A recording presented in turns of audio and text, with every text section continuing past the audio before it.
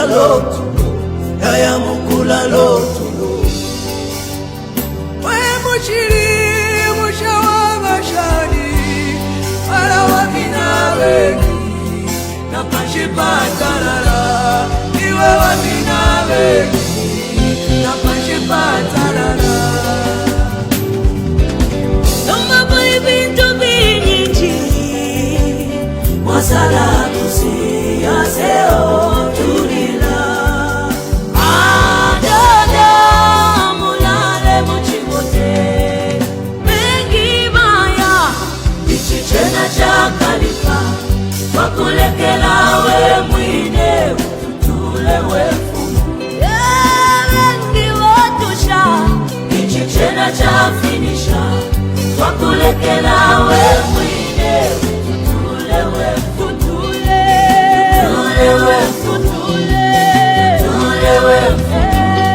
Wakulekela we mwine Ichichena chafina Wena chakulisha Tutule Wakulekela we mwine Umumwakwenda na umfwila kasemo Avati umopalipwe Anakila kumushini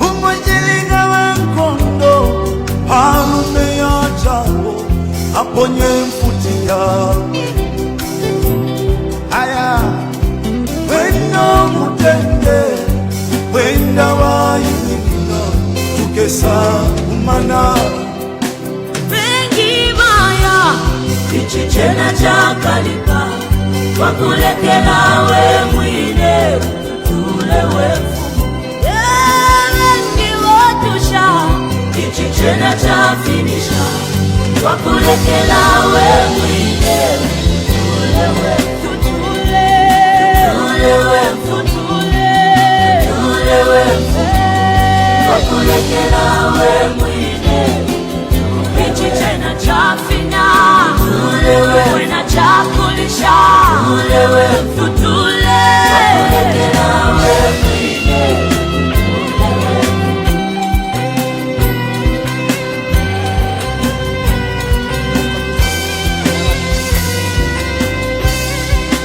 Bengi maya Ichichena chakalipa Wakulekela we mwine Ututule wefu Bengi watusha Ichichena chafinisha Wakulekela we mwine Ututule wefu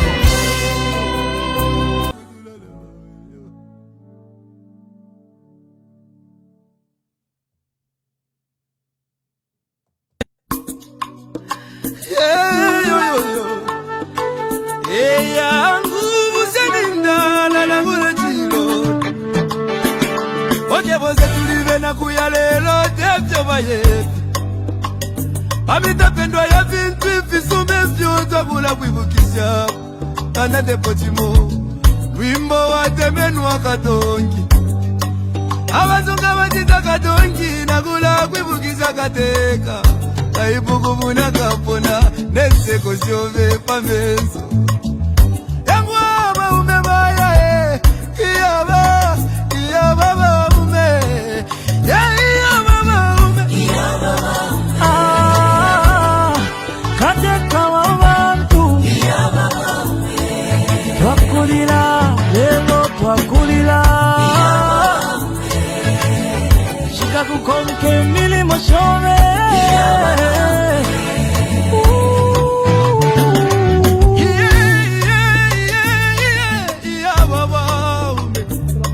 Ale filamba, fiena minta pengo sile Eti kume moku londolo la vale Lilo wingi, Iseko wingi mwakwete Iseko wingi mwakwete Mwaya, mwaya mwende wino tatawe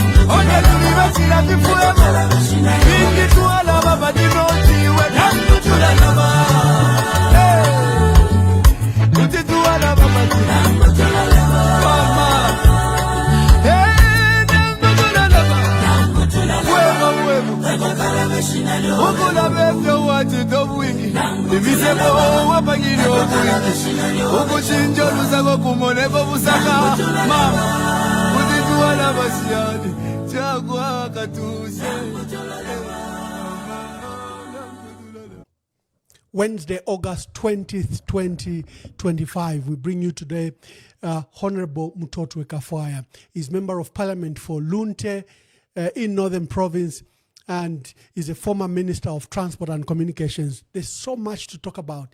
Every day there's a huge occurrence. Currently the country is discussing the sad death of a young man. Enoch Simfukwe Kasengele, a 22-year-old young man, went from Kabanana to visit his mother that lives in Chisamba area where Maria Zalomis' farm is, Mazoka's farm is, some nearby farms there. And the young man met his death in a brutal manner. He was beaten, tortured, tied, and he lost his life. He was taken to Kabwe Central Hospital where he died.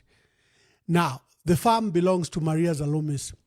A video leaked and you can see Maria and her new partner, Nathaniel Bathraham, in the video. You can even hear her questioning the victim, that who sent you, who sent you. And you can hear the young man pleading for his life. He says, na munka kankakululeni munka kefuti, because my blood is not passing. Today, the police in Central Province, Ele Mekanichirwa, Deputy Commanding Officer, Central Province, has issued a statement that they've suspects to the alleged murder and they've excluded Maria Zalomis. This is an outcry because people saw the video. They saw she was in the video. She was directing.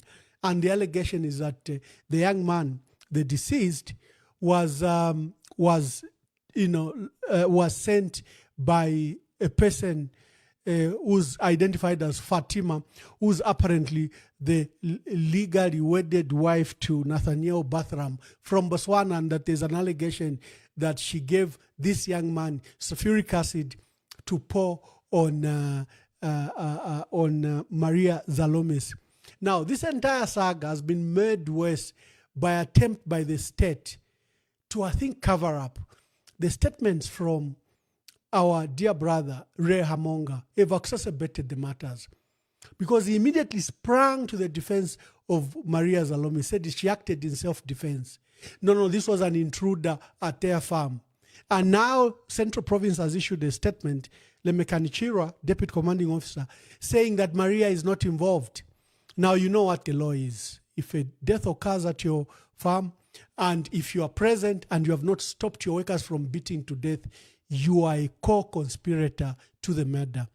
Only the court can determine whether you have a murder charge or you have a lesser case of manslaughter. But the police at this stage cannot exclude Maria Zalomis. You've seen pictures of Maria Zalomis with the president.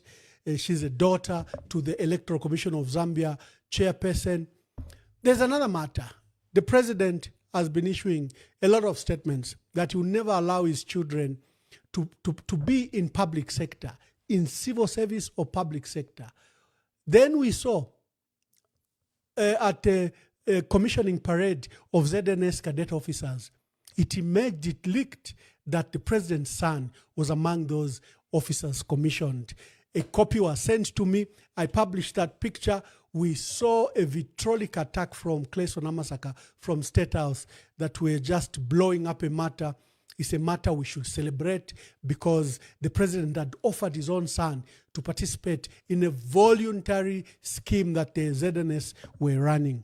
Now, what was funny about this is that ZNS has not commenced the program. The program is yet to be funded for voluntary training. And other technical issues emerged. Number one, what is a volunteer doing among commissioned officers? That immediately is a red flag. The volunteer can never be commissioned by the head of state, who's a commander-in-chief.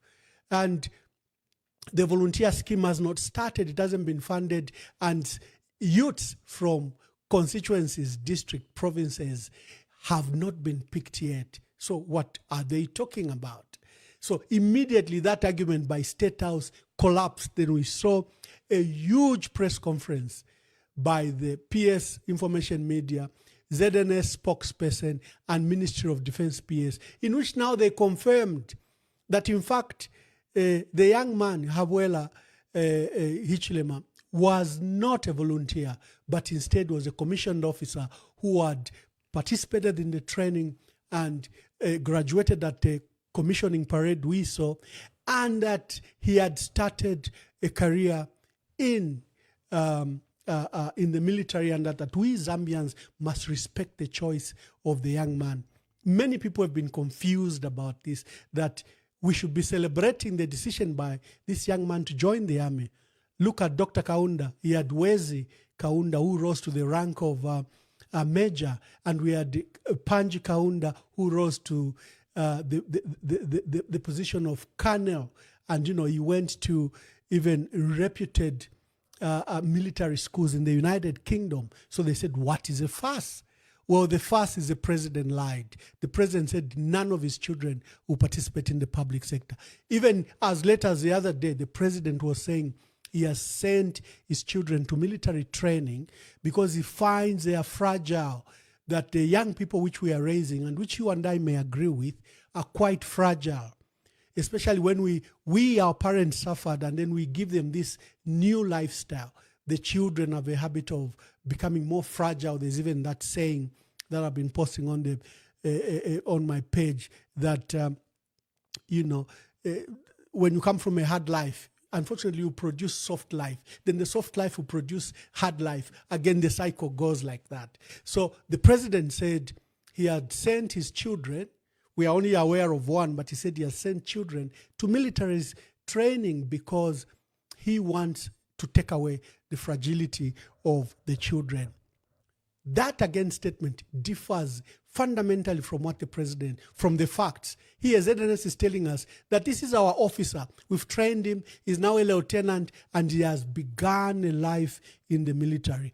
The problem is not any of this. Dr. Kaunda was very open about the process. This young man was taken under fraud, under unknown names, identity hidden. His colleagues didn't know who he was. The trainers didn't know who he was.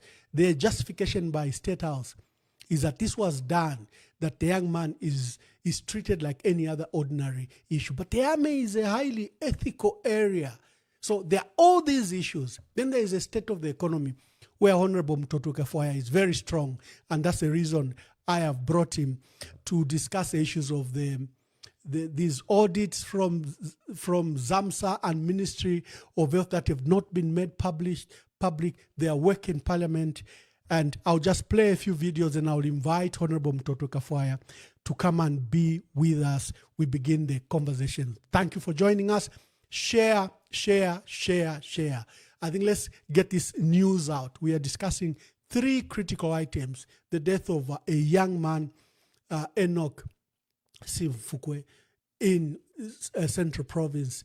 A postmortem was done. We have the medical records that show that the young man was beaten to death, tortured, and he had injuries to his head.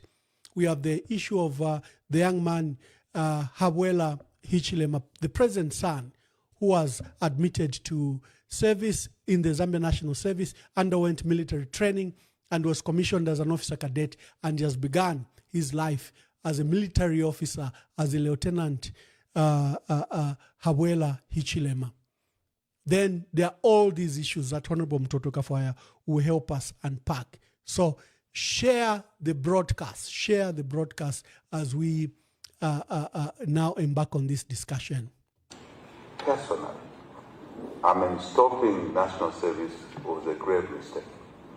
I'm honest with you, those of us who went for national service, reflect on society today, what the kids are doing, the vulnerabilities that they go through, the fragility that you see in them. My own children, I can see that. And I've decided personally to send my children for military training. Not because they need to work in the military, but because they can acquire some resilience, life, survival skills. Just don't, even when we thrust them into business, into employment, those disciplines are very, very helpful. And as a government, we are now starting with, as our resource envelope improves, with what we are calling voluntary national service. And I think there will be a lot of young guys taking up that voluntary national service. The newly commissioned ZNS officer, Lieutenant Hawera Hichilema, son of the Republican president who was part of the ZNS officers commissioned on 15th August, earned his rank through sweat and fin after successfully completing the rigorous military training. The first family raised a very fine young officer who has admirable respect for others. Those pips that you saw shining on his shoulders, or the ranks that you saw shining on his shoulders during the commissioning day, those were deservedly earned. The officer earned that through hard work, through perseverance, and through resilience. As indicated, there was no special treatment that was given to him, and he worked hard for him to earn those pips or the ranks that you saw shining on his shoulders. PS Minister of Information and Media Tao Kawana and Lieutenant Hichilema's intake mates said he trained as an ordinary citizen. Officers that he was training with. He participated in all training activities, including bush exercises, with the same dedication as his fellow officer cadets. During the bush exercise, he dug his own trench like all other cadets and slept in it for 1 week. The depth of the trench is a full height of the trainee with raised arms. He demonstrated toughness, hard work, and determination throughout the rigorous military training, embracing the challenges involved. It is sad to learn that the allegations that he never trained, he was not with us from the beginning of training. I think the saddest thing that you could ever do to one who has trained in a military training is to take away the training experience from them. To claim that they have not done what everybody has basically done is something that would be very wrong to do, because it's what we pride about. It's something that we rejoice about. It's something that when we look back makes us proud. How we have come from the breakdown period to where we are now, and then have somebody come and take that away from him is really, really unfair. So please don't. PS in the Ministry of Defense, Mambo Hamaundu, gave an update on the ZNS voluntary training program. 1,092 of them, 406. My children, my biological children, have been stopped by me and my wife from working for government. None of them work for government. Why? It's to leave space for your children, yourself, to work for the government. Because HH's children are privileged. Now that they are privileged, they must allow others to also have access to income. Same principle. Same principle. I am funded by myself. The little investments we made when we were working for ourselves for such a long time, and a difficult time, is now to allow others to have access to opportunity. That's why I'm in public office. That's why I serve public office. Is that not a good thing? Wonderful. My children, my biological children, have been stopped by me and my wife from working for government. None of them work for government. Why? It's to leave space for your children, yourself, to work for the government. Because HH's children are privileged. Now that they are privileged, they must allow others to also have access to income. Same principle. Same principle. I am funded by myself. The little investments we made when we were working for ourselves for such a long time, and I didn't go time, is now to allow others to have access to opportunity. That's why I'm in public office. That's why I serve public office. Thank you, Honorable Mutotwe Kafwaya. Welcome to today's program. And how have you been? Good day to you, Honorable Mwamba. Here in Zambia, it's in the evening. I've been all right. Thank you so much for having me. Thank you for sparing time. You know, the challenges of power, the challenges of internet in our country. I'm glad that you found time to make it. How's the constituency? How's Lunte? Well, Lunte is more like everywhere else. Where people talk, some people talk hard and long in praise of what is happening, but when you go to detail, you find there's just nothing that is happening.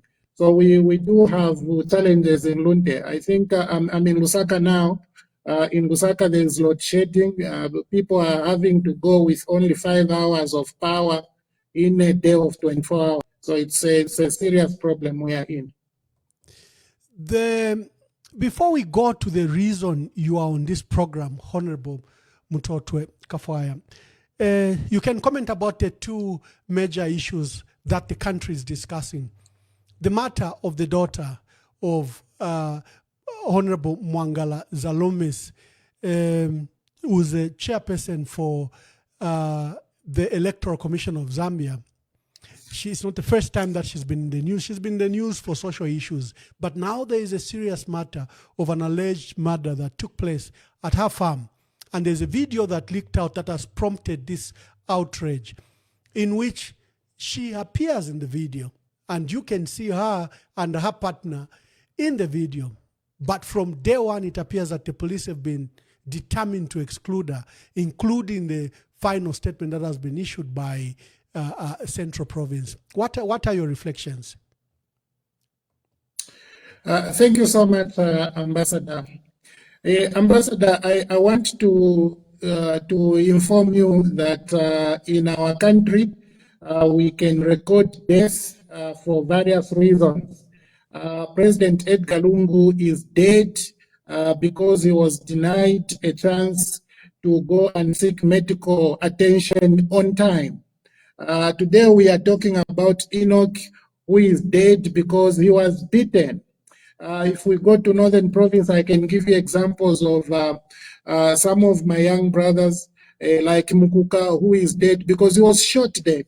So we have all these issues.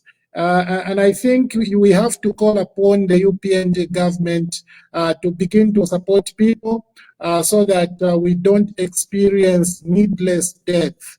I think that if President Edgar Lungu was supported by UPND government, we would still have President Lungu today. If UPND government had cultivated a culture of love, a culture of tolerance, Enoch Simfukwe would not be dead.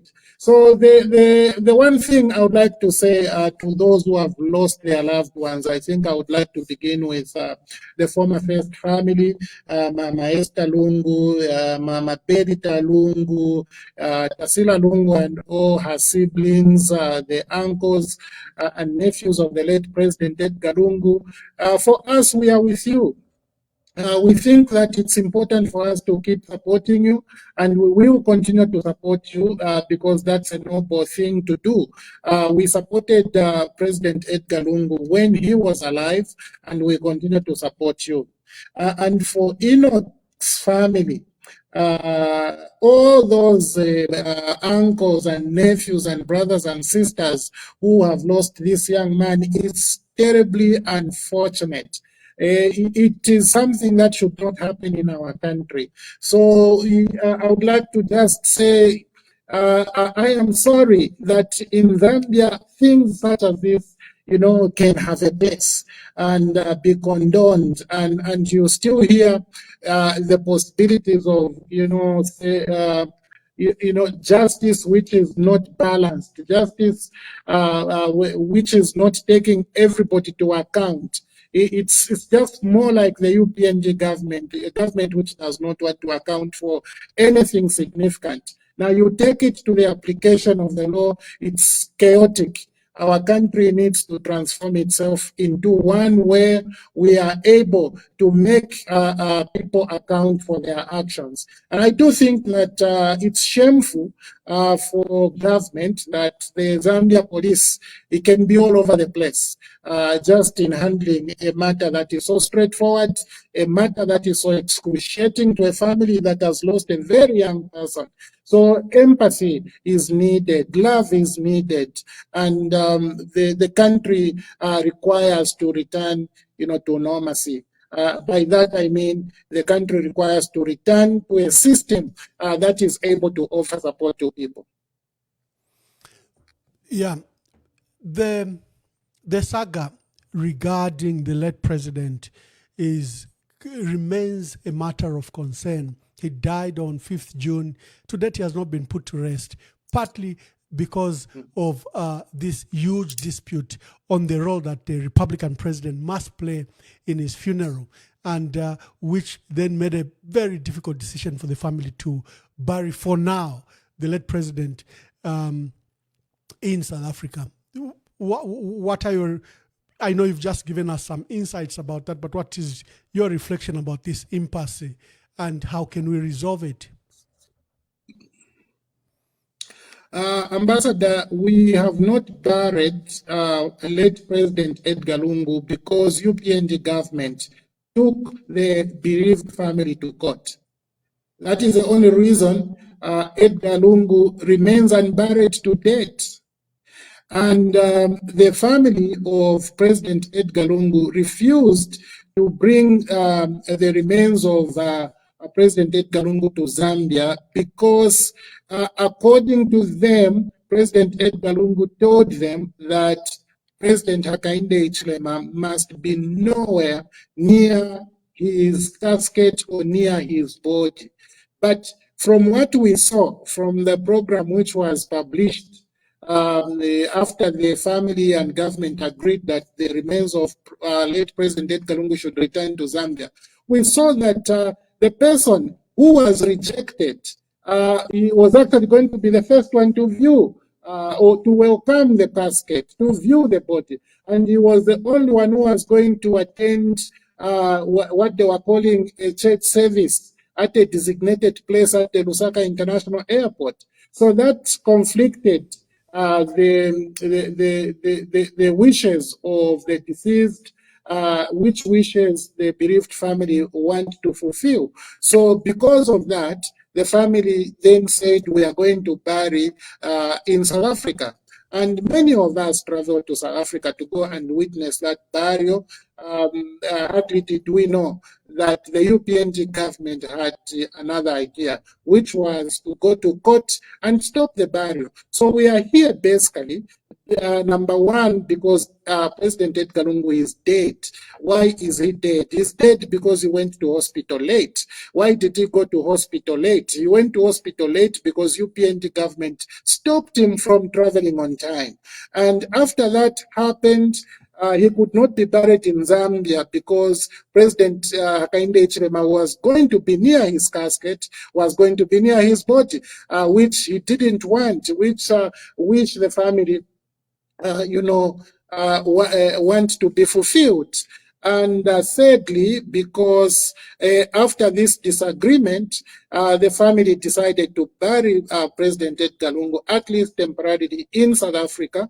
But UPNG government went to court. So we are here because UPNG government stopped the burial of President Edgar Lungu. And the government has got power. They've got more power. They've got more resources. They can affect anyone. Government is capable of even stopping a postmortem of even a young man like Enoch. Enoch, where the family wants a postmortem, you might just be surprised that the government is saying there will be no postmortem because they have power. But let me tell you, the people of Zambia who gave the mandate to the UPND government to preside over their affairs are seeing all these things. They are seeing the injustices, that are exerted towards the Lungu family. They are seeing the injustices that are exerted towards the Zambian people in general. And if you think ill of Enoch Simfukwe, because maybe those people who are involved or who are alleged to be involved in his murder are connected people. Sorry, many of us are not connected. And we wish to be like those who are connected. So it is just very important for government to create a climate that is going to offer support, not only to the connected, not only to those from whom UPND think they are going to benefit during elections, but also, from those like us who are just going to vote, because we may vote them out. It's very important, in my view, that they see the importance of creating a climate of fairness, a climate of equity, a climate of, equal opportunity. Yeah, I want to bring the matter of the economy now, but the young lady, Maria Zalomi, is popularly known as Z Farmer. She has various pictures with the president. She's a daughter to one of the persons holding a very key institution, the Electoral Commission of Zambia. And citizens from day one feel that she's being favored. Now, let's go to the economy. There are a lot of bars by the UPND government and President Hakainde Hichilema showing reports that the economy is now doing very well, that will be posting growth of 6%. That this year we did growth of 4.6%. And with the investment in the mining sector, the economy is on its way. Let's play this video, then we begin to discuss the state of the economy and from your perspective, where we are. Can I back it up with some numbers? Yep. Inflation is coming down. Like I said, when inflation is coming down, it's a signal that the odds of expansionary monetary policy are widening. You look at the government security curve, it's come down significantly. Interest rates are far lower, term funding down. Exchange rate stable. This is in the domestic market. When we go global, how insulated have we been from most of the things that are happening? I'd be worried about copper, but the prices are fairly healthy. Production is going up, so you can see that to some degree we have a shield and a buffer towards some of the headwinds we are seeing. Of course, we're still grappling with energy deficits, but it's not as bad as it was last year. The odds of a rate cut, I would say 78%, Mwelwa, of a rate cut. And if there was a rate cut, I would say it's 50 basis points. They want to do it in piecemeal and understand. So, two things.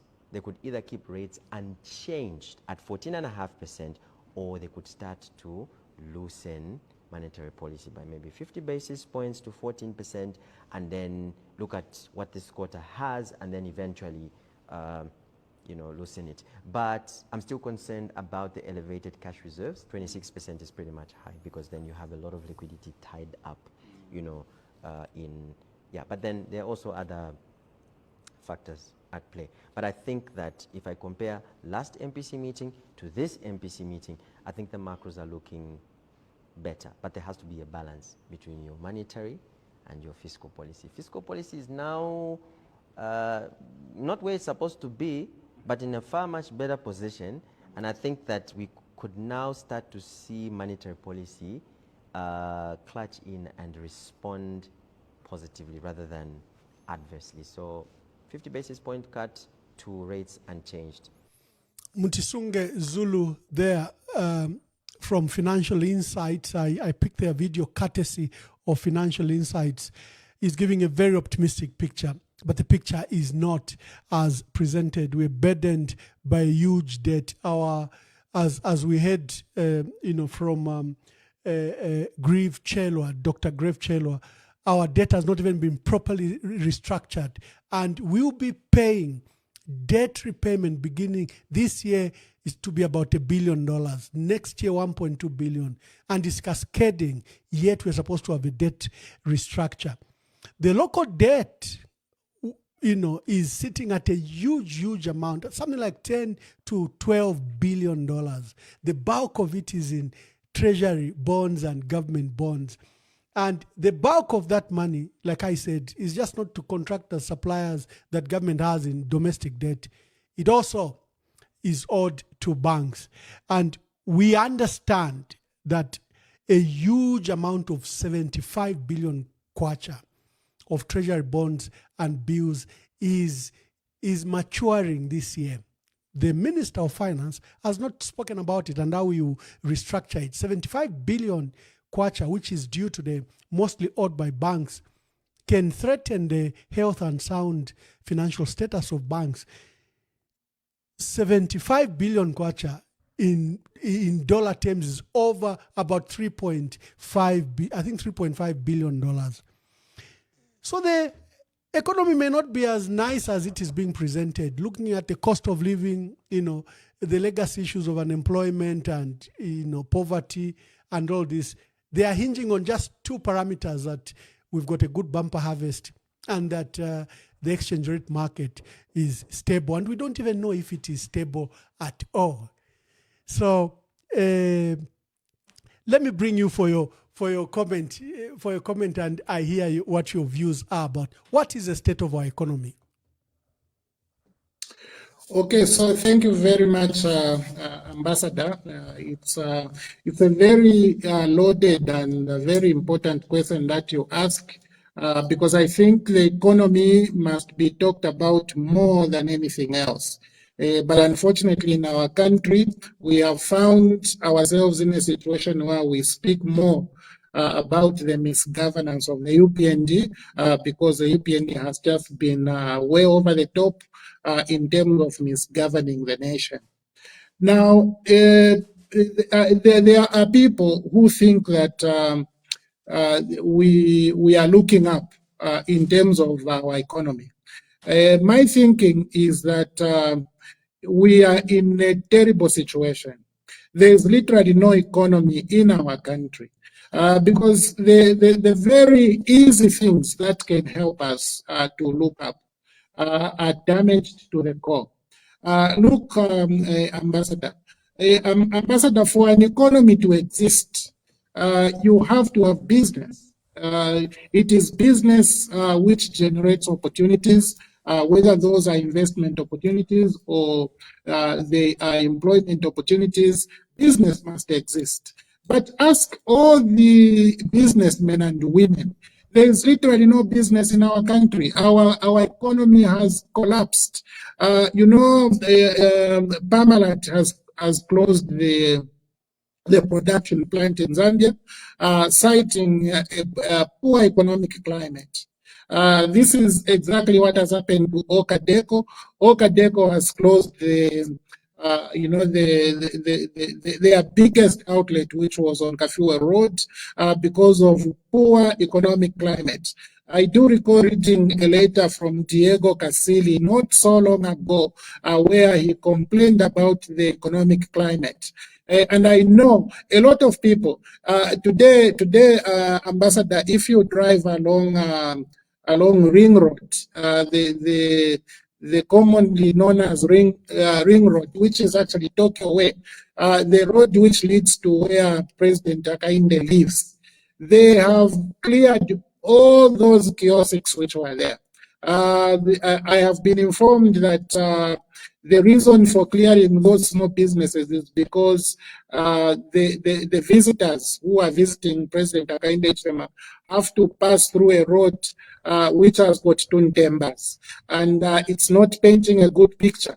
So they went to Chris Corner, cleared all Amantemba. They went the whole road. They have cleared Amantemba so that the people can have a good picture.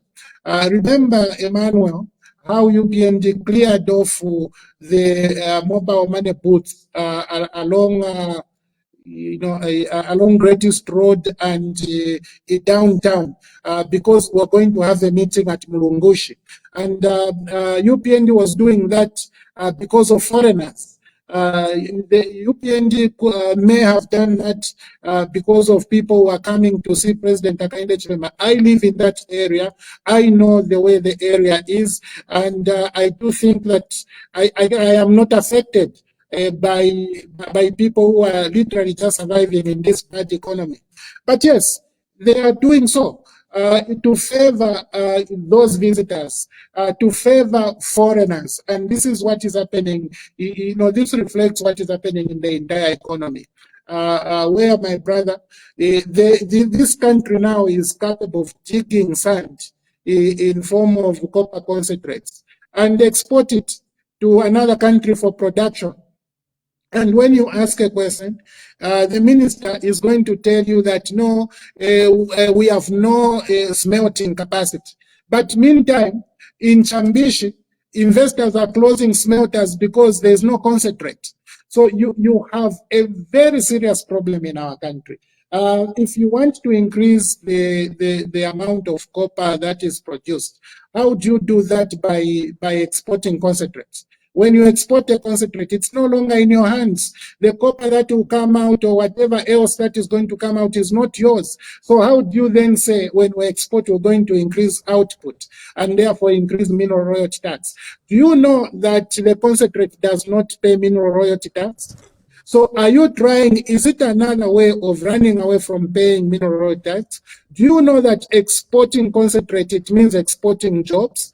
You are literally stopping jobs in your own country. Do you know that exporting concentrates means that the output and all the byproducts, whether that is gold, whether that is whatever minerals that will come out as you know, the byproducts will not be accounted for in your country? How much revenue are you losing? How much job opportunities are you foregoing? How much business activity are you just circumventing as a result of taking those very careless decisions? But these are the decisions that UPNG is going to tell you will grow the economy. No, these will damage the economy. Outside of this, Emmanuel, we have a situation where, as I said earlier, you have 5 hours of power. 5 hours out of 24 hours. So how can you grow the economy? How can you look up, even if you are an optimistic man or woman, how can you look up when the only time you have power in a day is 5 hours, and it is not even guaranteed as to whether that power is going to be there during the productive period of hours? Because all of the people who are employed, as far as I know, have got job contracts. And when you have a job contract, you work according to the contract. If you are told your working hours is from 8 a.m. into 5 p.m. And the power comes at 10 p.m. for another 5 hours, how would you produce? Is the company going to call you back to work? So you have a disastrous situation. And what is required now is to start telling the people the truth. Do you know that even CTF loans are not performing? Now some councils are having to go to court. The council is going to court in order for CTF loans, to be repaid. People who borrowed have got no money. The money has been wasted because the government has destroyed, the economic environment. A part of the reason, Emmanuel, why this economy is destroyed is because of the desire that President Hakainde Hichilema had in the beginning of his tenure. He said, in particular to those in PF, that very soon, you chaps in PF, you won't even be able to service cars. I will make sure that you can't even service cars. You'll be so broke that those cars are going to be packed. Those big cars you have are going to be packed. Now, what has happened is that it's not only the PF members who have packed cars. It is all the Zambians who can't have business opportunities. Because the other day I saw a list of suppliers to Mopani. and we were told this list has to be crafted from some high office. So if you don't have anybody in those high offices so as to put your name on that list to supply Mopani in Kitwe and in Frila, you are in trouble. You won't be able to have any business. Now, how do you create an environment, that is so bad, and still think that you are going to develop, to grow the economy? But in any case, these economic growth numbers, where are they coming from? Excuse me about that. We only have one entity in Zambia which is mandated to produce information such as that, and that is a Zamstat. Now, is it the same Zamstat which produced the census? If you recall, Ambassador Mwamba, Zamstat produced the census report. Zamstat is a government institution under the Ministry of Finance. But another government agent from another ministry came and disputed the Zamstat numbers and said that 15 wards in Southern Province were showing wrong numbers. I am not competent to explain where that person was getting the credible numbers, but I can tell you that this person said even the head of state was unhappy because those words in Southern Province were not well reflected. I don't know what Zamstat has done now, whether Zamstat has amended the census report. Now, if Zamstat's reports are not credible, how are you going to find credibility in what they are telling you in terms of, all these, economic growth numbers? Let me remind you, in 2024, UPNG had actually planned to grow the economy by 4.8%.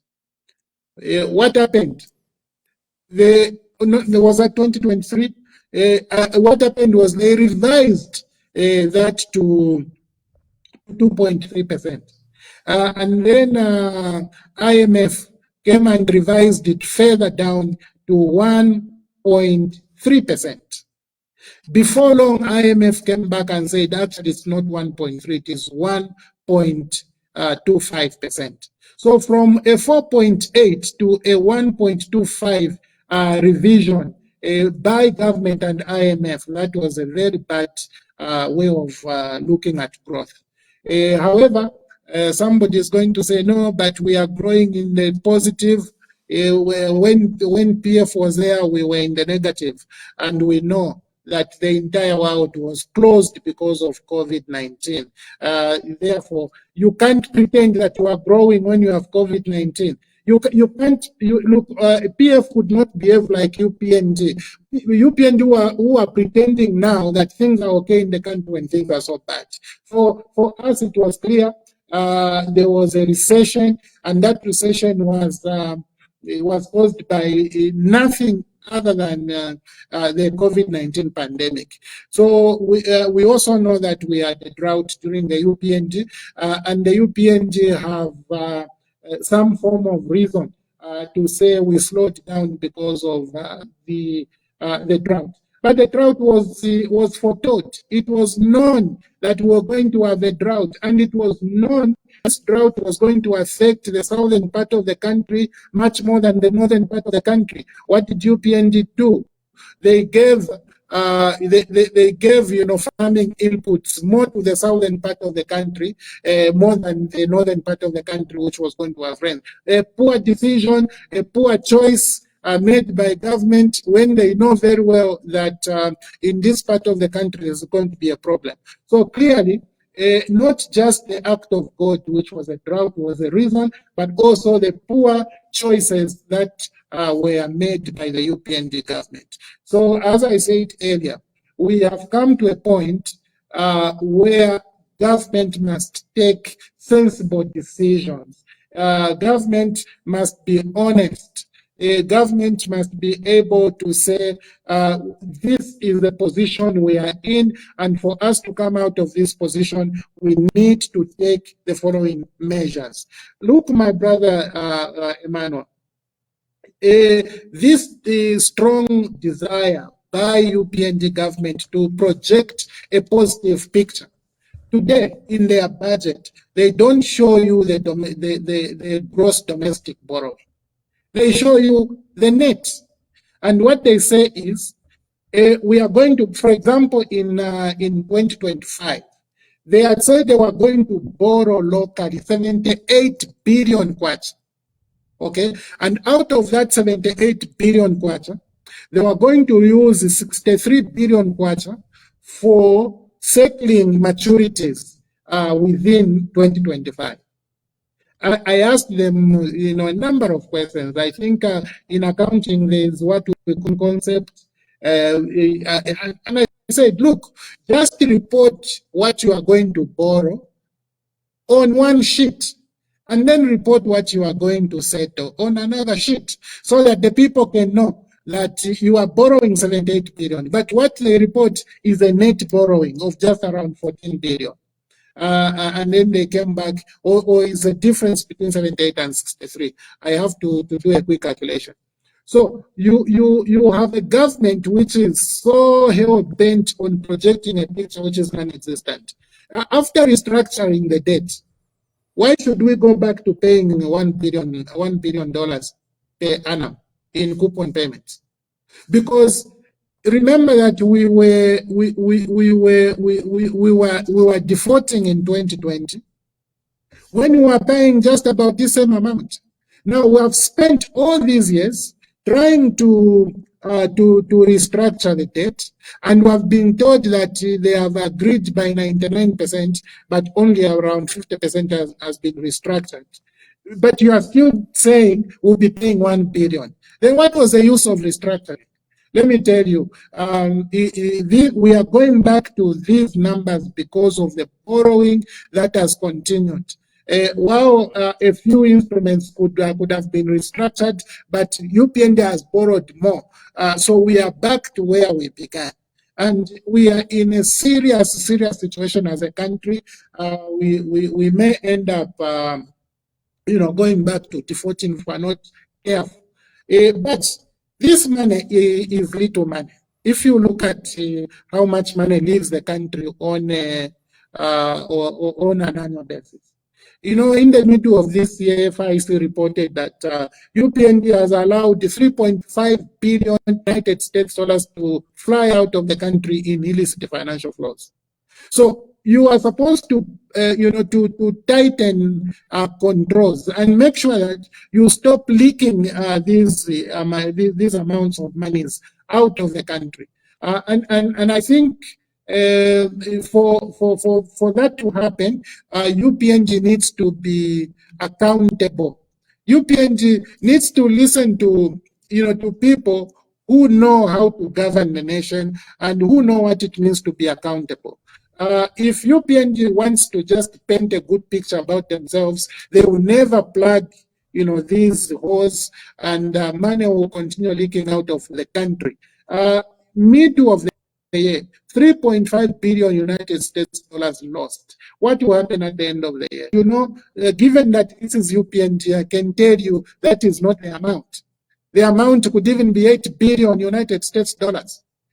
But because of this desire to change, to project a better picture, you end up receiving just 3.5 billion United States dollars.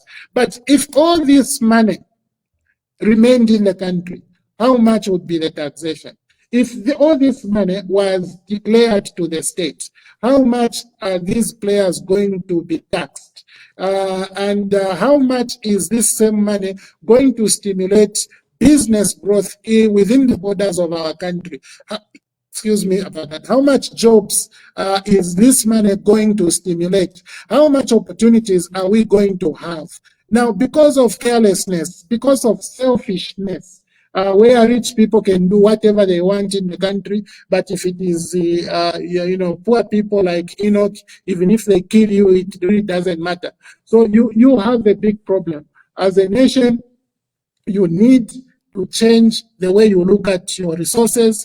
You need also to change the way you look at accountability.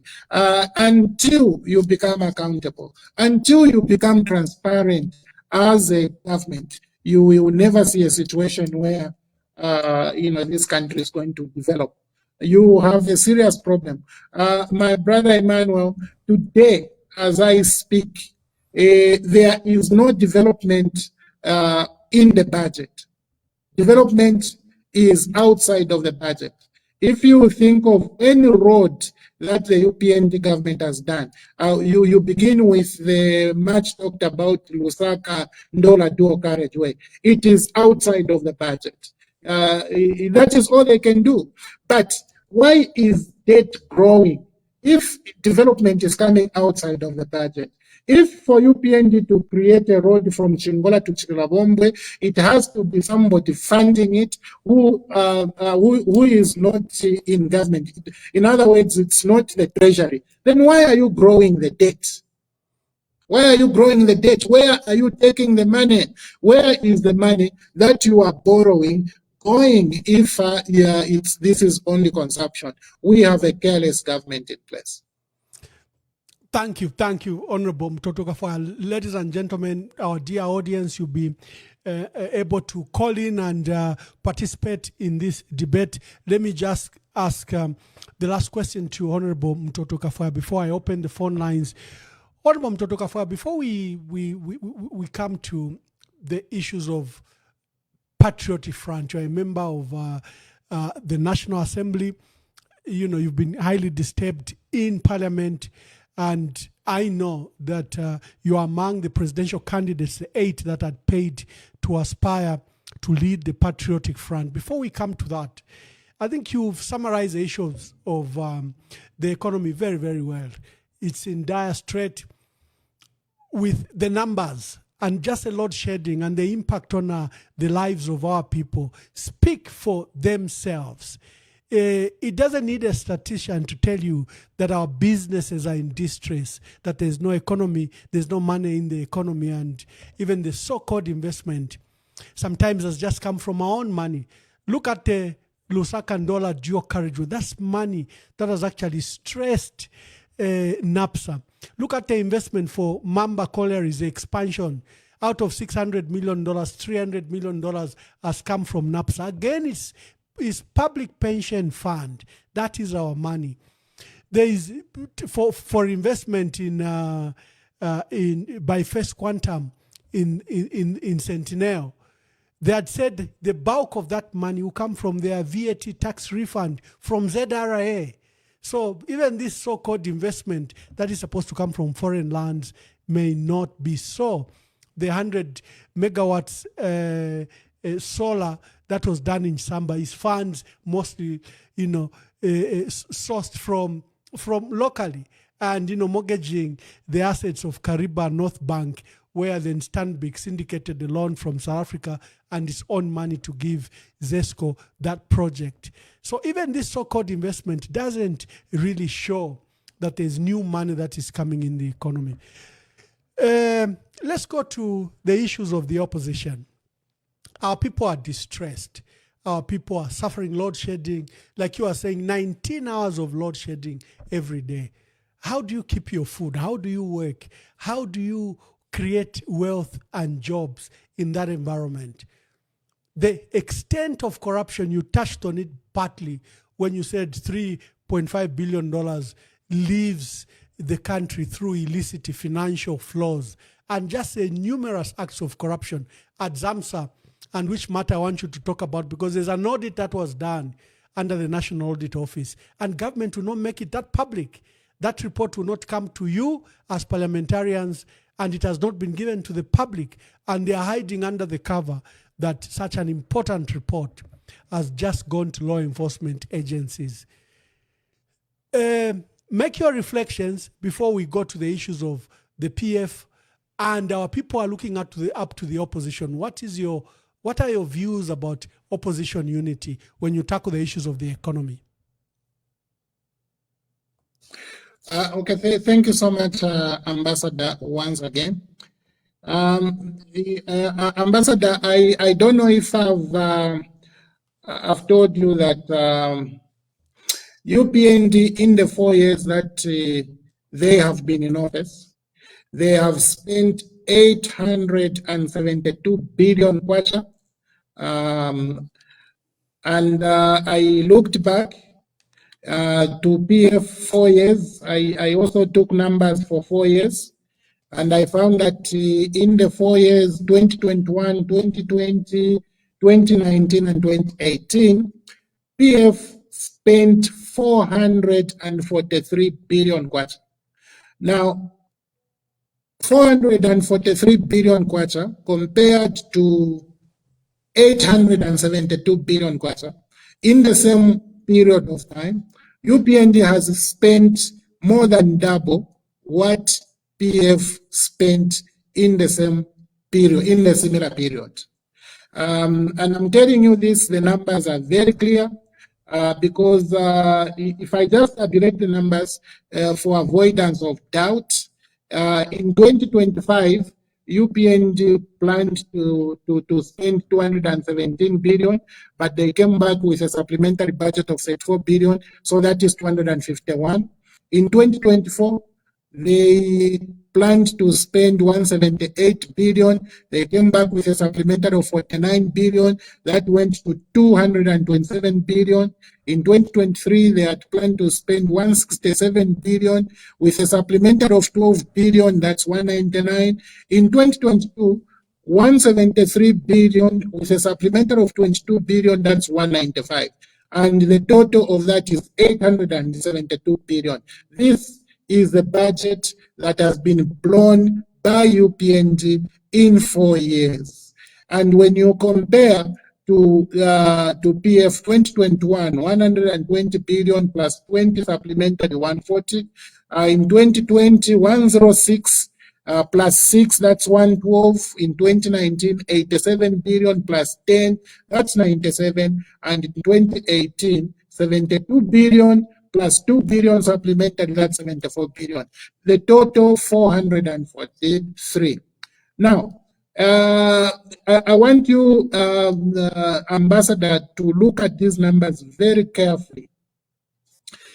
872 has produced no development whatsoever, except CDF vehicles and CDF activities.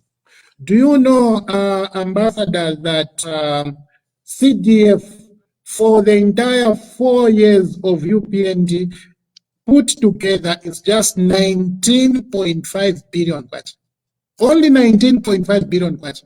Because in 2022, they had budgeted 3.2 billion. In 2023, it was 3.5 billion. In 2024, 6.7 billion. And in 2025, 6.1 billion. Put that together, it's 19.5 billion kwacha. Now, how can a normal government be talking about CDF in the manner they talk about it when there is 872 billion which nobody knows where it goes? Because if you say, let's create a road, UPND will not get money from this 872 billion, they will go to NAPSA to get a road. So I have a serious problem with the way we look at our numbers as a nation. In this 443 billion that was spent during the PF, Ambassador, you will see airports, you will see hospitals, you're going to see roads, you're going to see telecommunication towers, you will see data centers, you will see a lot of development that just happened. Here in Lusaka, you go to hospitals like the Levi Manawasa, you see the expansions there. It's clear the 443 worked. But look at this 872 billion that UPNG has, has spent, has blown. The only thing they'll be talking about, the earth moving equipment bought from CDF.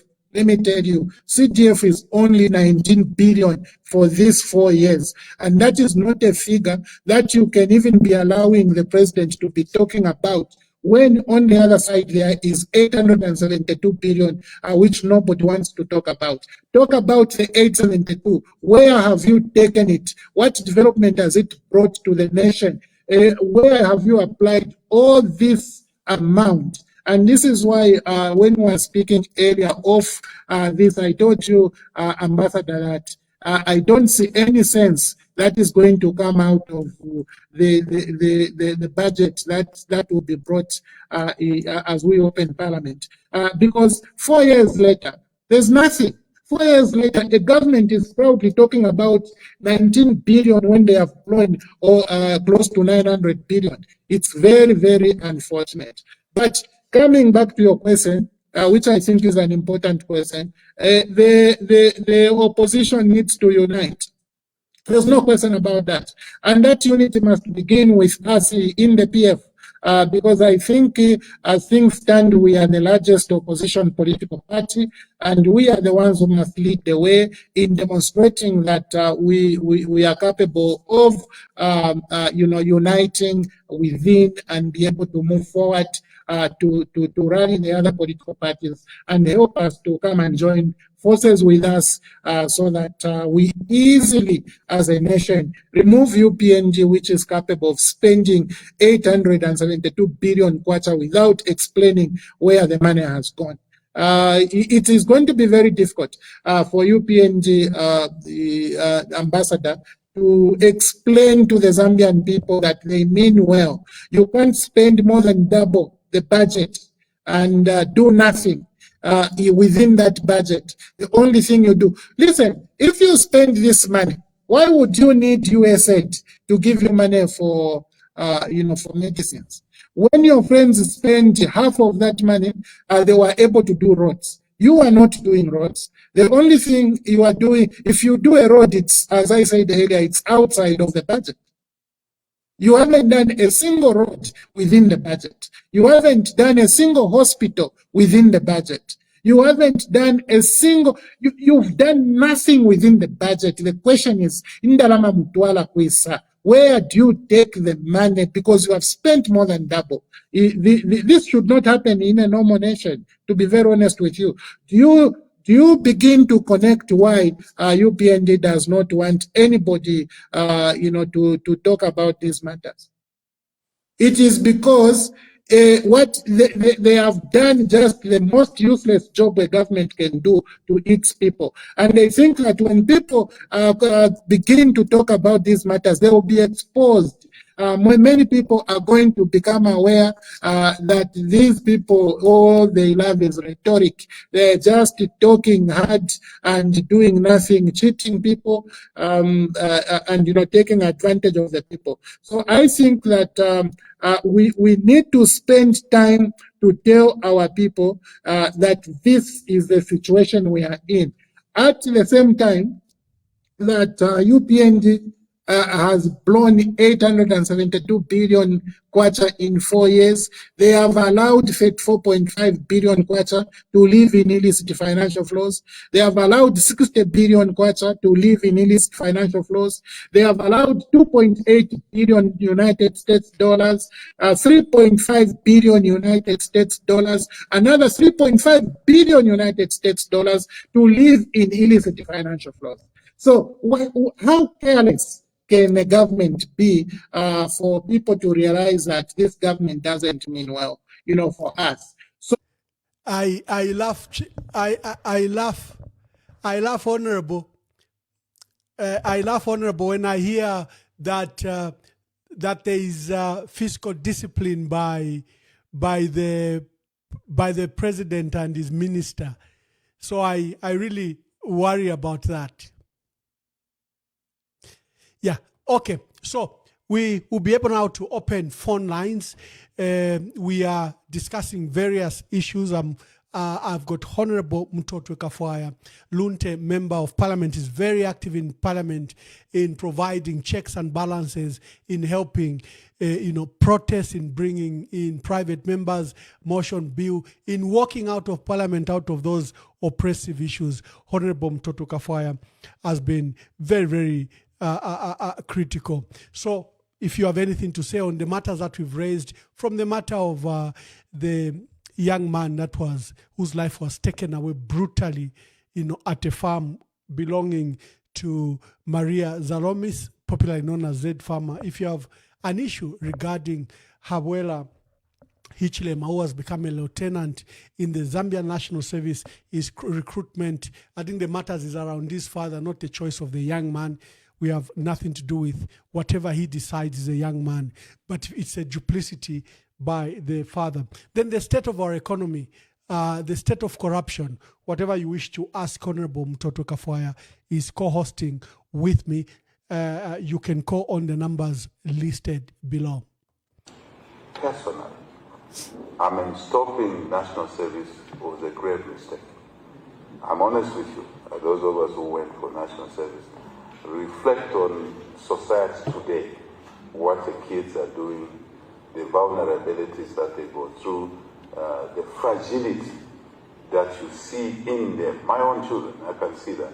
And I've decided personally to send my children for military training.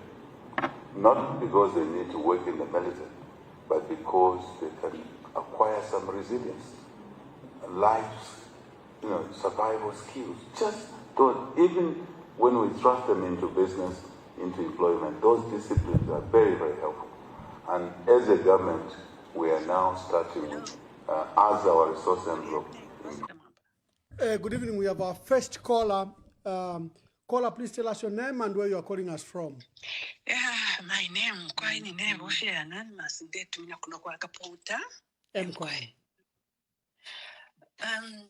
Nami posha wonse na posha na honorable Mutotwe Kafwaya. If you like to take a fula, if you want to a four quips up number, you have to give chance to others. Ine chinkumishe palifu na fimbi chakulanda tu umwana wabakateka na tumfakari temu ina wa mlandu nangu tewa tendeke na wamwingisha ubushirika twala itafi ubushirika generally ubushirika mzee Dennis ati training yakwe vayichitire mu nkama tabamulembeshe shinali yakwe bakawunda bali kweta abana babu n'ubushirika bapanje kwena limbi na bakaweche nangu na bambiko bushela bayingire obo bushirika shobwalondolo kali not even ZNS bali bashirika bankondo mu regiment chakutifu balumbula bushirika bayingirira pamashina y'abanani chinshilero kwalabelo kwingira obushirika personal ya muntumbi tefoja liyo nangu temisoka fe imwe yaibela bantu nakubulaya abana bishikulu ba royal family bene Harry na bene William kubushirika bayile as William na yene mashina babonfya kunuma yabo Spencer na Mountbatten fyonse fina mashina yabo takwanga ukwingira bushirika ati bantu mwana wabakateka engile peshinanshi the registration card babumfashionisa bali amkuchita forge ku passport office inga ama school certificates ya grade 12 yes babumfashe nangu kwali na fimbi fyabede nga babumfasha amashita kwa nani unafita ntamifingi firuwo ifya kuchita forge ifya kuti mwana bakateka yengile pali ya school ukwingira kuti yangira linesambu ni Zambian citizen ndopo kula kumfya amashina yambi shishi kwefyo ichalo cha Zambia cha mwishibaze Zambian citizen with a green national registration card ushe fyalo la mwisefyo file twala kwisa muwingi bwanshiku amabutekwa yakisa abasoja bakeshiba bazona abachishinkani besa owaingirire personal yakwe no waingirire personal yakwe fisa bantu bawishini bakateka nangu bawishini ba district commissioner nangu bawishini ba chishi political chakuti mubuteko bwesu awe tuishi beko tuipusheko kutira bushobushirika bwali kwata kwensambu sha musango bipaku bo mushirika wine kubala wafisama ku mashina y'abantu atipaku tukuka be security pali yena nga pali ba mwana bakaunda ababashi abakalamba fitna abakula bashipala bapanji ku haba high commissioner ku Malawi bakaweche bali mu Zambia muno Mzambia tulinabo bushita tulemono kwebati bonse ababakulia fena yaye ne mashina ni ba major ni ba kaneo ZNS officer yaiselelo elo balandi ati bamufise shinali yakwe awe icyo kintu mkwayitule ipya komwe buteko mu parliament mukachipushe umushirika ni security nshi yaba personal yakwe ashinga bonfya nelyo enga bonfya wetachiwe mechi kwena mutu pishako tumfe parliament ifo ikalanda mkwaiba honorable Mutotwe Kafwaya mutu asukile ko fena fimo pano pene tumfe pamula basa. Thank you mkwai. Thank you. My children, my biological children, have been stopped by me and my wife from working for government. None of them work for government. Why? It's to leave space for your children, yourself, to work for the government. Because HH's children are privileged. Now that they are privileged, they must allow others to also have access to income. Same principle. Same principle. I am funded by myself. The little investments we made when we were working for ourselves for such a long time, and a difficult time, is now to... Yes, caller, please tell us your name and where you are calling us from. Uh-oh, this caller is gone. Allow others to have access to opportunity. That's why I'm in public office. That's why I serve public office. Is that not a good thing? Wonderful.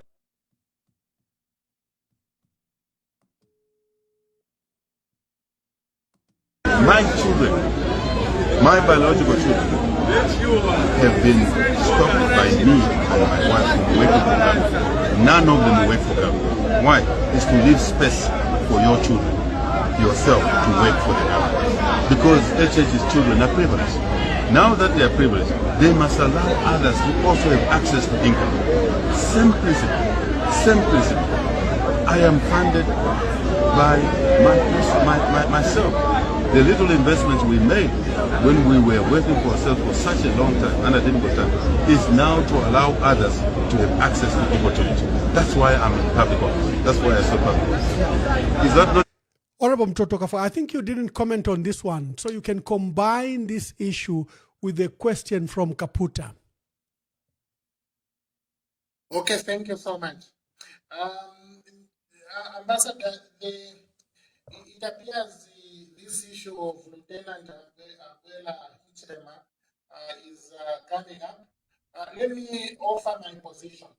My position is similar to many Zambians who think that Abuela is a Zambian citizen who has a right to pursue his happiness, and if that happiness would be derived from employment, then he is free to seek employment from any organization as long as he qualifies and the organization thinks he's capable of undertaking the tasks that are available for them to offer him. So I have no problem at the personal level with the young man getting a placement under ZNS. But and also the issue about his father is that I've gotten used to the fact that most of his pronouncements never come true. Remember that by now we'll be talking about near doubling the GDP. But the GDP is just as bad as it has been for a very long time. Now he has promised that if he gets a second mandate, he will double the GDP. But that promise was there before. What has happened to the GDP?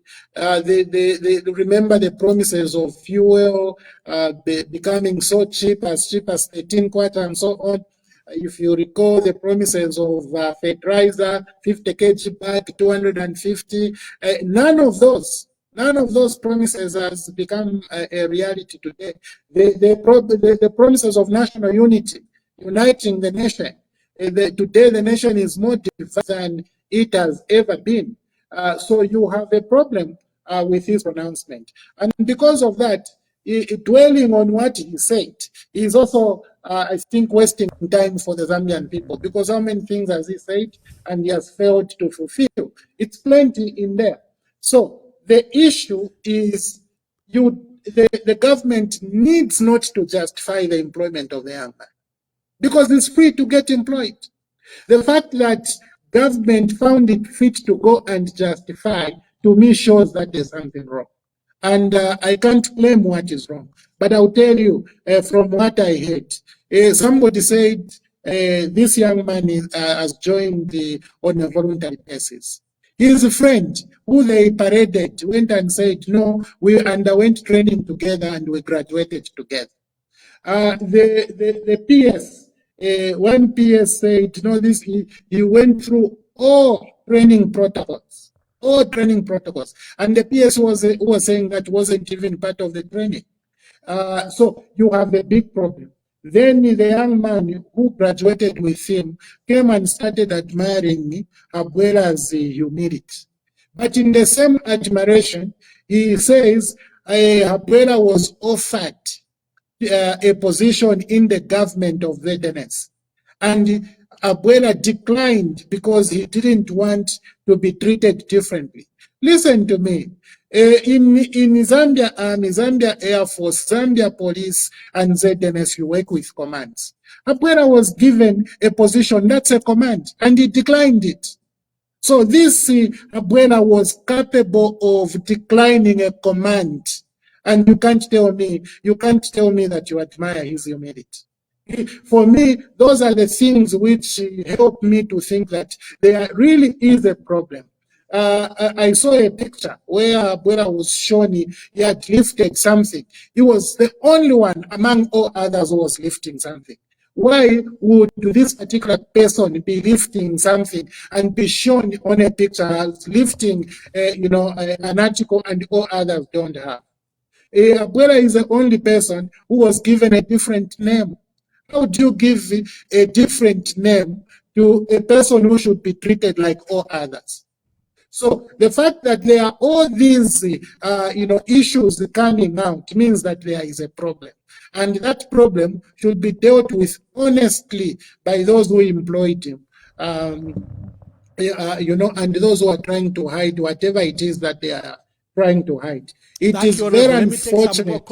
And Let me take some more calls. Let me just take some more calls. Thank you. Hello, caller. Please tell us your name and where you are calling us from. Thank you so much, Ambassador Mwamba, for bringing Honorable Kafwaya. Honorable Kafwaya, thank you so much for coming. I'm really impressed about your the way you've explained a lot of issues. I've got only a few questions, Honorable Kafwaya. You're a member of Parliament. Honorable, this government wanted to push Bill 7 into Parliament. And you will know what Bill 7 was going to do to our nation if it had gone through. But according to the government, it's been deferred, but the Constitutional Court says it shouldn't be deferred. It should be stopped. But Honorable Kafwaya, my worry is, how is the unity of opposition just in Parliament? Because the UPNE government needed about 25 or so MPs for that bill to pass through. But how come they were so confident that the bill was going to go through? That's my first question. The second question, Honorable Ambassador Mwamba has gone through a number of issues, and you can see that our economy is in dire stress. I was in Zambia. I saw what was happening. Not only the economy, there is lack of unit of purpose for the first time. We divided as a nation. Zambia, the economy, as I stated, is in a terrible situation. There's shrinking democratic space. And also, Zambia, there's no adherence to the rule of law. It's like Zambia is becoming an elitist nation. We've heard about the young man who was killed. And it looks like the police have already judged. Because in a normal democracy, this matter needs to be tried in court. And if the person is found not guilty, that's when they can close this matter. So what are you going to do about this as a member of Parliament? There should be a committee in Parliament that deals with issues like this, And then the other point, Kafwaya, we've talked about all the things that are happening in Zambia, Bill 7, the economy is in a terrible situation. And then Zambians, Kafwaya, they want, all of us, we wanted all the opposition parties to unite under what they call the opposition front or whatever they call it. But it looks like a lot of political parties are saying they're going to go on, a number of political parties, they say they're going to go on their own. And time is running.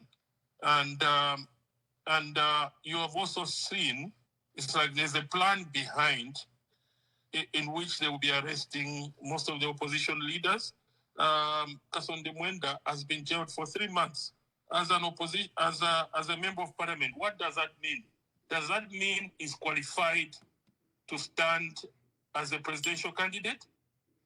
And what do you think about all the political parties coming together and feature one, and field one candidate?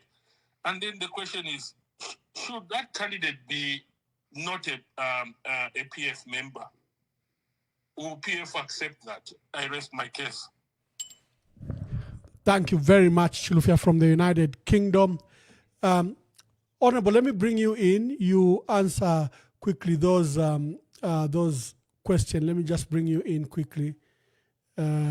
We see what, just a minute, so that I can bring you in.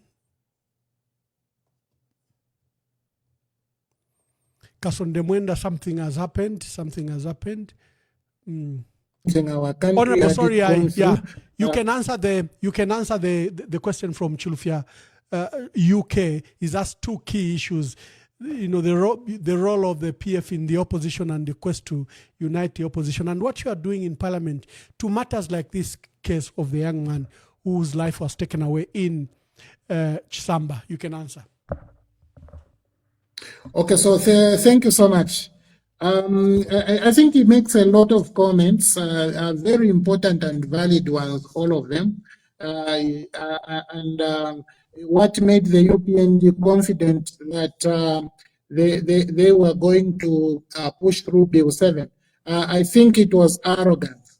If you recall, the first time that President Hakainde spoke about amending the constitution in the National Assembly of Zambia, he advanced the delimitation as the reason for that.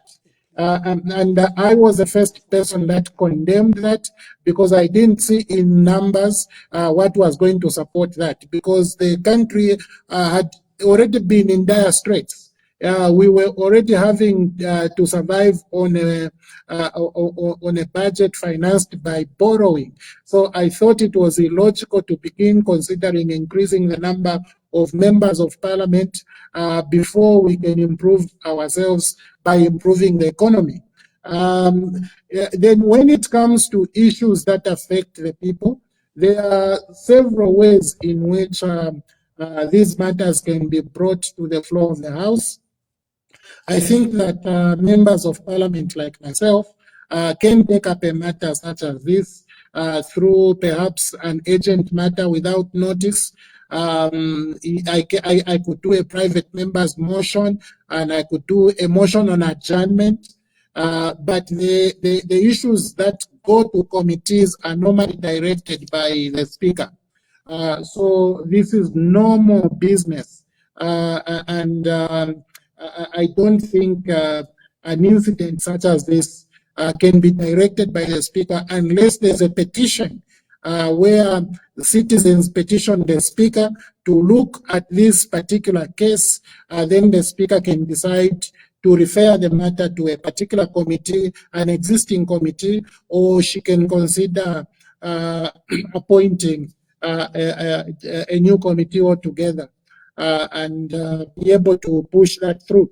Then in terms of uniting the opposition, the specific question is that should a candidate emerge who is not a member of the PF, what is our reaction going to be as members of the Patriotic Front Party? I think on that it is impossible for me, or very difficult at least, to speak on behalf of the party and its possible reaction if a proposition such as this became a reality. I think that we should all promote unity. We should all think of a way of uniting regardless of the hurdles that are going or that may come ahead of us. And this is the spirit we must cultivate. Because of that, I do think that we must develop flexibility in our imagination and be able to respond to a matter such as this if it does arise. But to speak on behalf of the party is very complex for me. I think that I am unable to offer what the reaction of the party may be, because the PF has got a way of taking decisions. The PF has got the central committee, which sits to evaluate issues and then take a position. So clearly, a position would come after we will have sat in the central committee and decided on how we would respond to a matter such as this if it did occur. Thank you. Thank you. I've got another caller here. Caller, please tell us your name and where you are calling us from. I'll be called anonymous for day. I'm calling from Central Province. Yes, sir. I have a question for the Honorable. I was reading the other day in the newspaper, and the newspaper said we have some diesel crisis. Yeah, and knowing that, my question to the Honorable is that since he's also on the options for a presidential candidate, if he's chosen and if he's elected into power, first, what policies or ideas does he have to resolve this energy crisis we are facing as a country? And the second question which I have is on the debt burden. I heard him also talking about the debt and the likes. What ideas and policies can he introduce for us at least to fully restructure this debt or pay it off? Yeah, thank you, Ambassador. Thank you. Honorable, quickly answer those two. Yes, sir. Thank you so much. I missed his name, but I did hear that it's from Central Province. And I asked what ideas that I may have regarding sorting out the issues of energy crisis in the form of fuel. I think you see, you don't speak to a particular problem in view of a policy. What was reported is something that may happen. We could have a diesel crisis in our country, and there should be a specific reason as to why this particular crisis is occurring or is about to occur. Now, that is not the only issue that must inform the policy that you develop around the sector. Sectors must be run with integrity. Remember that we have been complaining about the access to the pipeline. This complaint was not just from us. IMF also complained to government. Until government, I don't know how far they have gone in implementing an open access to this issue. So clearly, for me, what is required is analysis of the condition and then determining, when you analyze the condition in terms of where you are, you have to generate options and then evaluate those options and choose the very best option. And this interaction may not be sufficient for us, to go and analyze what exactly is happening in the fuel subsector of energy in our country and be able to generate options, which options again we have to evaluate and choose the very best. So clearly you have to introduce integrity in the manner you select options for public service delivery. So I think that accountability is going to be key. Transparency is going to be key, and then you can be able to choose options that save, our people in a much, much more effective way than what we have, right now. Thank you. Let me pick some more calls so that we begin to then pick the calls and then wind up. Hello, caller. Please tell us your name and where you are calling us from. Yes, please. Honorable Emmanuel Mwamba, good evening. Good evening. Good evening, Honorable Mutotwe Kafwaya. Thank you. Good evening. Aaron Zulu. Yes, please. Aaron Zulu is my name. I'm calling from Botswana. Yes, please. My question is there any law that can compel the president when he abrogates the law, like we are seeing today, while he's in office? Because we have seen many times the law is being abrogated. And the other question is, what happens if somebody, or when we choose a president, or when we elect the president, what happens if we don't sworn him in using the Bible? Because at that moment, that ceremony, we normally see president saying that I'm going to uphold and follow the law or the laws of Zambia and the constitution and so on. So what happens if it's not done like that? That's my question. Thank you very much, Mr. Zulu from Botswana. There was a question of Kasonde Mwenda, and that isn't this a ploy to eliminate all competition? I think Chulfia from the UK raised that matter. Maybe you can quickly answer the two. Okay, thank you so much. Ambassador, remind Mr. Kasonde that we have lost 7 members of parliament, UPND government. It is the first time that, in one parliament, you are going to lose 7 members of parliament, and I can name them. Honorable J. Banda is out, Honorable Chitotela is out, Honorable Bowman Lusambo is out, Honorable Nixon Chilangwa is out, Honorable Munia Zulu is out, Honorable Mawonga is out, whoever I missed, Honorable Malanji is out. It has never happened. This is the first time in the history of Zambia that you are going to have 7 members of parliament taken out of the house by the government. It has never happened. And when people are talking about the, the narrowing, down of the democratic space, these are some of the issues. But yes, we believe that there is a political reason for why members of parliament are losing their positions, and also why some of the opposition leaders are getting convictions. There is a political reason. There may be no question about that. But also, we have to continually reflect on the issues and make determinations.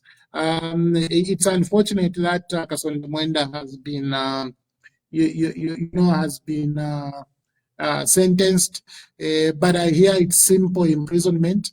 I have to check what that implies in terms of whether he can contest elections or not. But yes, political reasons are always going to be there. So what can we do to the president if they fail to uphold the constitution which they swore to uphold? You see, we can impeach the president. The National Assembly of Zambia can impeach the president. But because an impeachment requires numbers in the National Assembly, it is nearly impossible or very difficult to convince people, because everybody must be patriotic enough to be able to achieve an impeachment. This is why in some countries where their democracies have developed much more than ours, they are able to work, on a bipartisan basis to impeach a leader who is abrogating their rules. So here, if you if you don't uphold the constitution, and I can tell you, UPND has abrogated the constitution several times. But we have been unable to impeach this president because we don't have sufficient numbers. Even if we begin a process of impeaching him, it is likely to fail because UPND has the majority in parliament. So what you have remained with is that voters card and that NRC. This is why every Zambian across the country should go and register to vote so that come next year, this month, next year, you go and vote out that which has been breaking the constitution, which has been breaking laws anyhow, which has been treating people differently, even when people are supposed to be treated equally before the law, but they are treated differently. So you have to take part, and your voice must be counted. But what if we don't use the Bible in being sworn in? We are still a Christian country. We are still a Christian. Should be encouraged that all people taking an oath should use the Bible. I know that recently we've had Freemasonry retreats in Livingstone. I know that a lot of issues connected to Satanism are being discussed. I know that there are a lot of taboos that are out there for people to have a conversation about.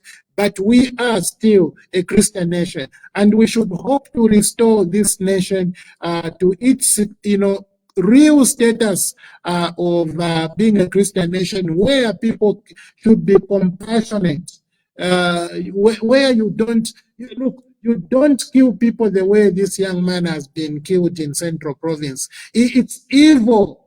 It's something that should not happen.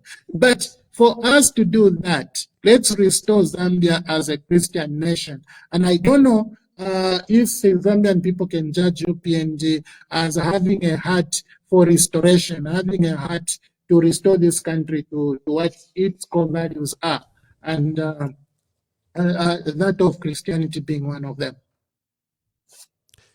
Yeah, thank you, Honorable. In fact, as we begin to wind up, what do you think the opposition can do better? We are always accused, the opposition is always accused that we just criticize President Hakainde Hichilema and the UPND government and offer no solutions. Just speak to what you think if a leadership from the opposition rose and replaced President Hakainde Hichilema, what should be done differently? Okay, thank you so much, Ambassador. Ambassador, let's be clear. Let's be very clear. UPND has a mandate to manage the affairs of the nation.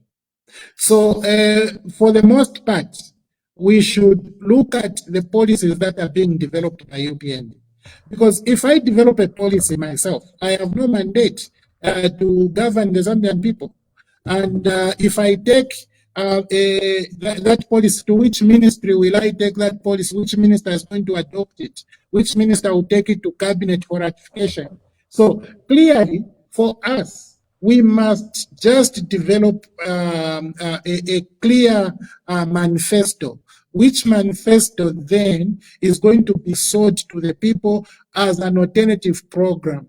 And when we make our comparison with what UPND is doing, we should be able to demonstrate to the Zambian people the clear differences that are there. For example, when we want to deal with the issue of national division, how differently are we going to handle this matter when you compare to UPND? Are you going, to maintain status quo? Are you going to improve the situation? How? So our manifesto should be able to demonstrate that. Frankly speaking, even the selection of people who we must front in terms of explaining these programs should demonstrate that we are capable.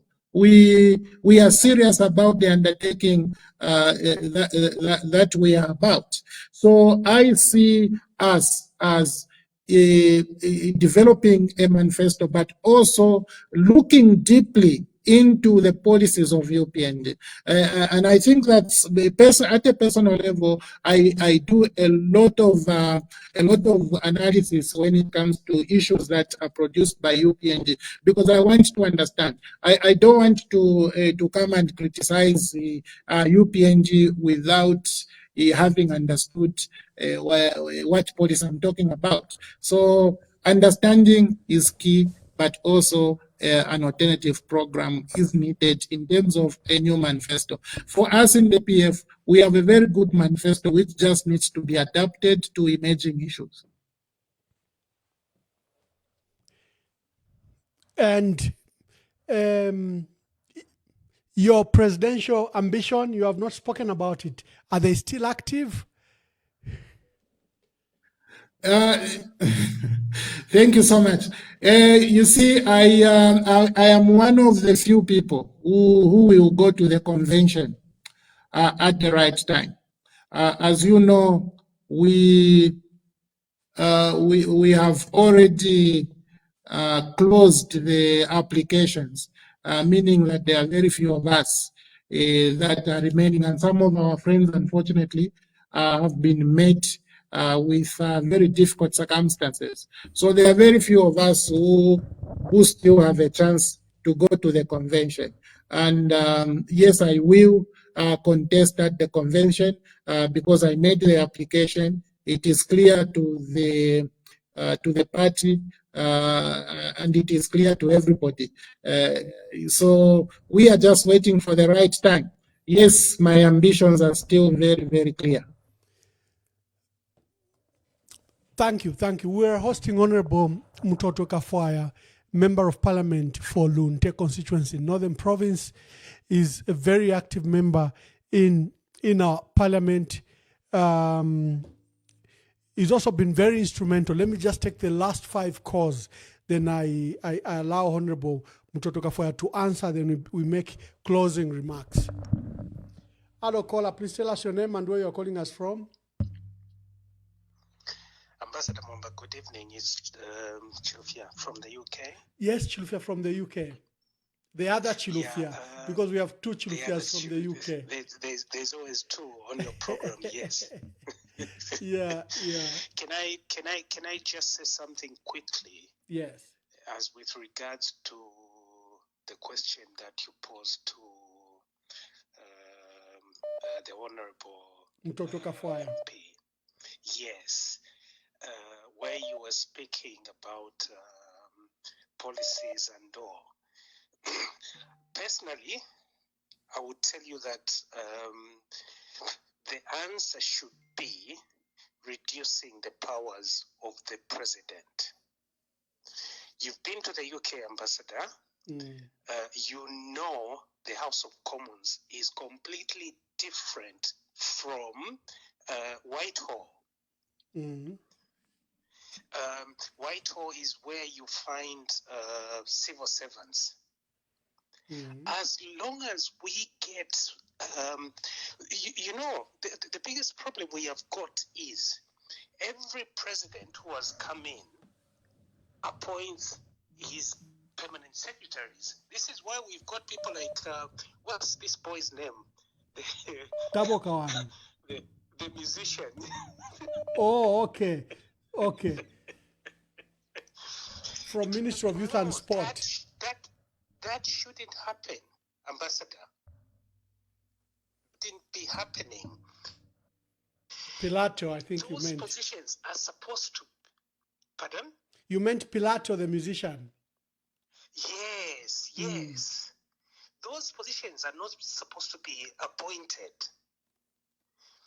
I understand about, the defense forces and all. The police, no. The IG should not be appointed.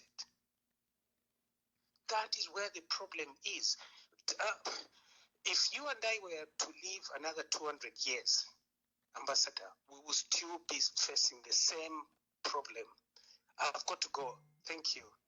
Thank you very much. That caller is asking about the professionalism that our civil service has not been kept professional. let me see if there's two more callers that we can take before Honorable Mutotwe Kafwaya answers and gives his last remarks. There's been some development, fundamental development in the foreign service of our country. It's a matter that I should have brought to your attention. Israel is reopening its embassy in Zambia. The foreign minister, Gideon Saha, I think should have arrived in Lusaka this yesterday, and is supposed to inaugurate the new embassy. The embassy was closed 50 years ago because of, I think, the stance by the African Union, OAU at the time, to ensure that Palestine became free. Dr. Kaunda complied with the sanctions that were decided by the African Union. So, but Dr. Frederick Chiluba, reopened the bilateral relations in 1991. But Israel hadn't responded. They did respond, and they've been saving our country from Nairobi. But for the first time, there will be now an official embassy in Zambia. And the Foreign Affairs Minister of Israel has traveled to Zambia for that purpose. Honorable Kafwaya, maybe you can answer the concerns by our colleague and begin to offer your last remarks as I let you go, because of the power issues in our country. You know, you had to, secure yourself somewhere and have to allow and give you time to, go back to a safe place. Please answer the query and begin to give your closing remarks. Okay, thank you so much, Ambassador, and thank you to Chilufya from the UK. So Chilufya thinks that, clipping the powers of the president is the answer to the question. Look, there's no single wrong or correct answer, but reducing the powers of the president requires the constitutional amendments in our country. And it is this constitutional amendment process which brought into being the Bill 7 that we were talking about earlier. So if we assess our constitution in such a manner that it requires amendment, personally, I don't think as a country this is a time for us to be talking about amending the constitution. I think that we must exploit our current constitution. We must test our current constitution. We must implement this constitution in a manner that is beneficial to people. But also, the other thing that we must consider as a nation is to properly assess those who aspire to lead. Because you can't just accept this person or the other without assessing them. This is why we end up with leaders who take powers they don't have, who abuse the constitution, who commit so strong offenses such that they begin to fear to leave office, and then you create a situation where leaders want to stay in power in perpetuity because they are going to be in serious trouble. We need to strengthen our institutions, but doing so requires political will. Because how can you strengthen the Anti-Corruption Commission in Zambia, which is headed by a UPND member?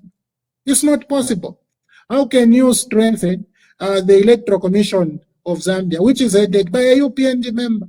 It's not possible. So you have to develop meritocracy, and these are decisions, that you make as a people, and follow them. Even as a leader, you have to purpose in your heart that you are going to pursue meritocracy. You are going to pursue merit.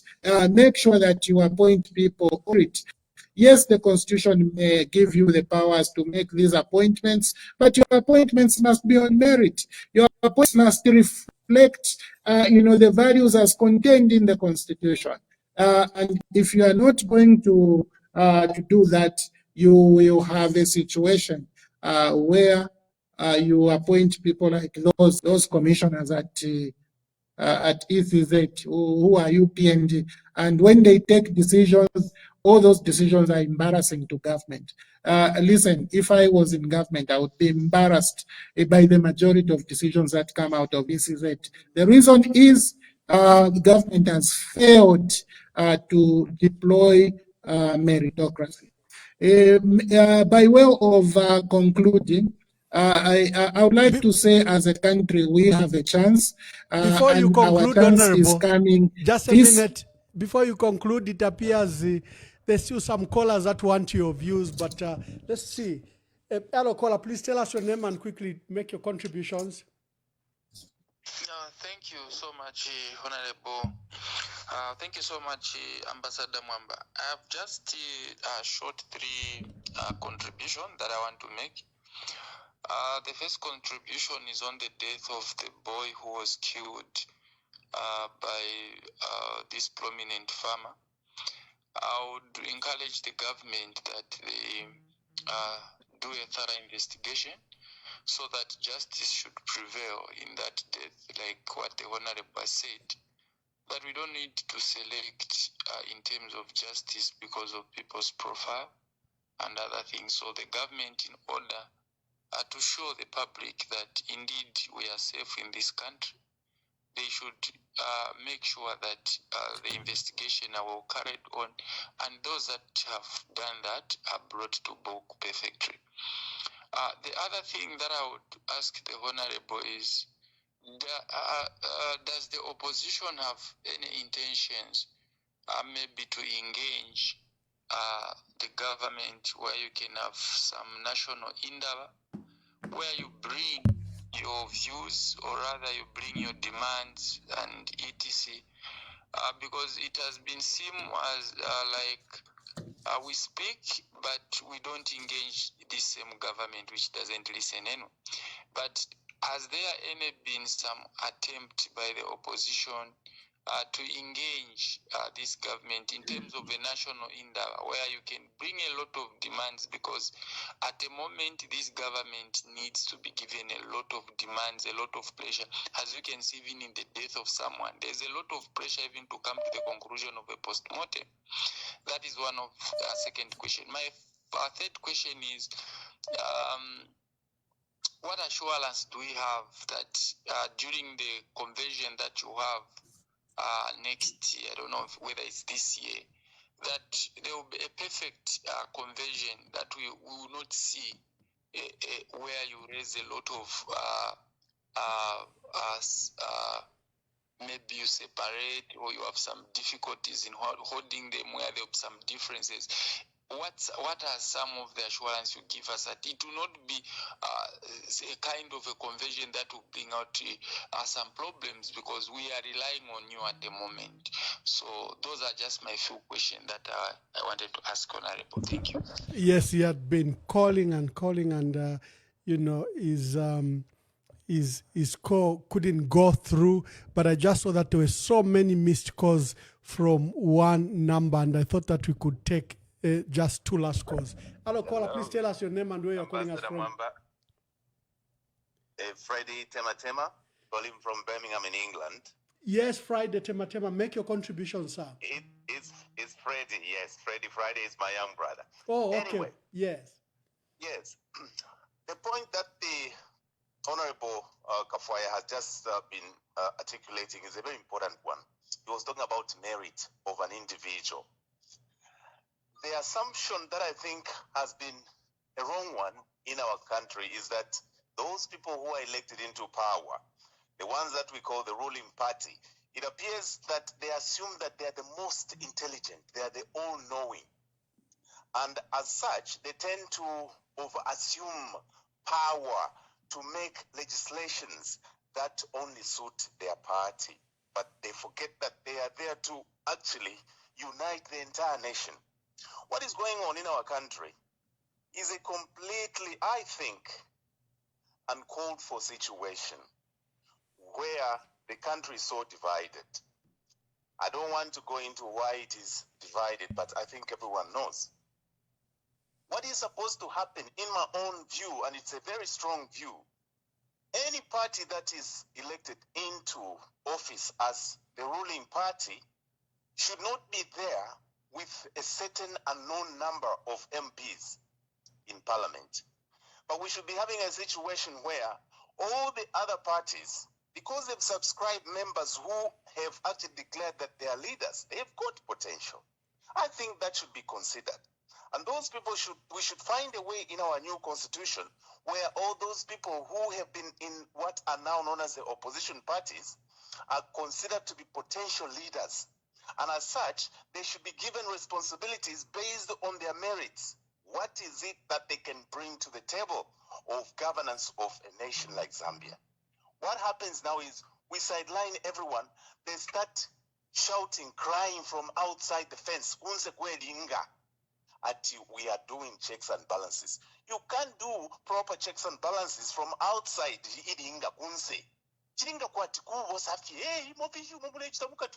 We can't know what the ruling party is doing. We should be working with them so that the fruits are actually from the contribution of all the members. And I call it synergistic thinking teams paradigm or model, so that the different members are working together. The constitution needs to be looked into. There is too much power vested in one party and one president. And this is what leads to things that we're experiencing. Thank you, Ambassador. Oh, thank you very much. I think those were the last two calls. And Honorable, I'll let you make your closing remarks. Our callers are very active participants. And if we keep the line open, they'll never stop calling. And I'm grateful for the contribution they make to this program. But unfortunately, we have to allow Honorable Mutotwe Kafwaya to wind up, attend to other matters. And it's late in the night. It's not good for the opposition in Zambia to be exposed to any serious risks. Make your contributions and your last remarks, what we allow you to go. After that, I'll play some videos and then I'll fade out the program. Thank you so much, Ambassador, and thank you so much to my two colleagues who just pushed in. Ambassador, I would like to start by appreciating everybody who's taken part in this program tonight. I think this is how it should be. But to respond specifically to the first three questions, the last question of the first question was, give us assurance that your convention is going to be perfect, that you are not going to separate after that. My assurance is that when the party opened these applications, we did make applications. The application period has been closed. Now we are just waiting to go to the convention. And it is known who is going to the convention. And I think all of us are comfortable with each other, such that whoever emerges winner among ourselves, who made the applications, we will be able to rally behind that winner and offer our utmost support. So from where I stand, I don't see any problem. I don't see a point of departure. What I see is a consolidation which is going to result from the endorsement of the people of the leader of their choice. And that is a leader that will be supported. Intentions of Indaba with the current administration. I think the death of former President Edgar Lungu has given you an example of what Indaba UPND government is capable of having with those with whom they have, divergent views. I think that it is important for government to play the bigger person and be able to invite the opposition into any meaningful endeavor. And I believe that the opposition should be able to welcome any meaningful, well-meaning proposal by government to have a conversation. But frankly, if you ask me what my opinion is, President Lungu's death has given you a very good example. And an outcome of that nature is more likely than not, because we already have an example. The death of the boy should be investigated. The police should know that they have to treat everybody equally. The young man is dead, for God's sake. A family has lost. Offering them our condolences may not be enough. We should provide more answers. And to do that, we need a thorough investigation which actually speaks to the realities of what could have happened to the young man. I thoroughly endorse this thinking. Police must ensure that they do a thorough investigation. The question from this was more like a comment to educators in terms of synergistic thinking, which I subscribe to 100%. But look, it says if you have a person more powerful or a party more powerful, you have a situation where they begin to create laws that are to support them, and is not far from the truth. Consider the Cyber Crimes Act.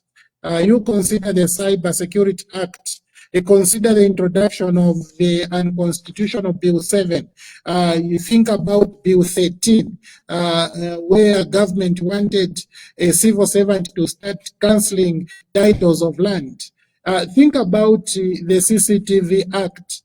You find that UPND has proposed and or enacted acts of parliament that are completely against the aspirations of the people. And this is where I think the man from Birmingham says you should be able to consider those people who have experience, who have been through the mill, but on the opposition side of the house, to take up certain positions that can help government. And you don't have to change the constitution because for cabinet, any member of parliament can be a cabinet member. And the president is not prohibited from appointing people who were in parliament and are out of parliament, but are also opposition. The president can do that. This is why Dr. Nevas was appointed to go to Zimbabwe. And the work that he did in Zimbabwe is there for everybody to see. This is why also other people have been appointed. We know that. So clearly the constitution doesn't have to be touched. At the moment, the president has the capacity to work with anyone. Like it is believed that he's working with Honorable Chavinga, who is PF. And Honorable Chavinga himself has circulated certain views that we all know about what they have been, choreographing.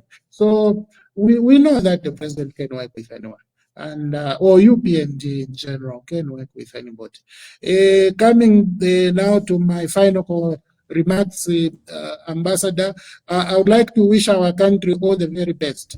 I fully understand the difficulties that we are going through as a nation, and I think that it will take a leadership that is patriotic to be able to end these difficulties. Zambia doesn't have the luxury of experimenting, not any further.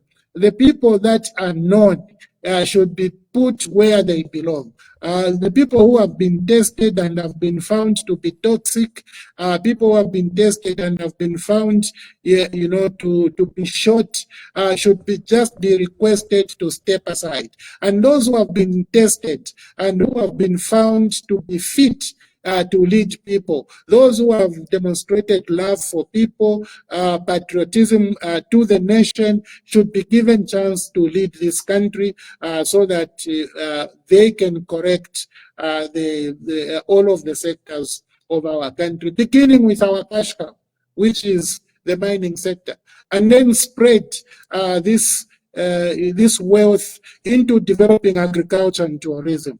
Because frankly speaking, copper has finished in Kitwe.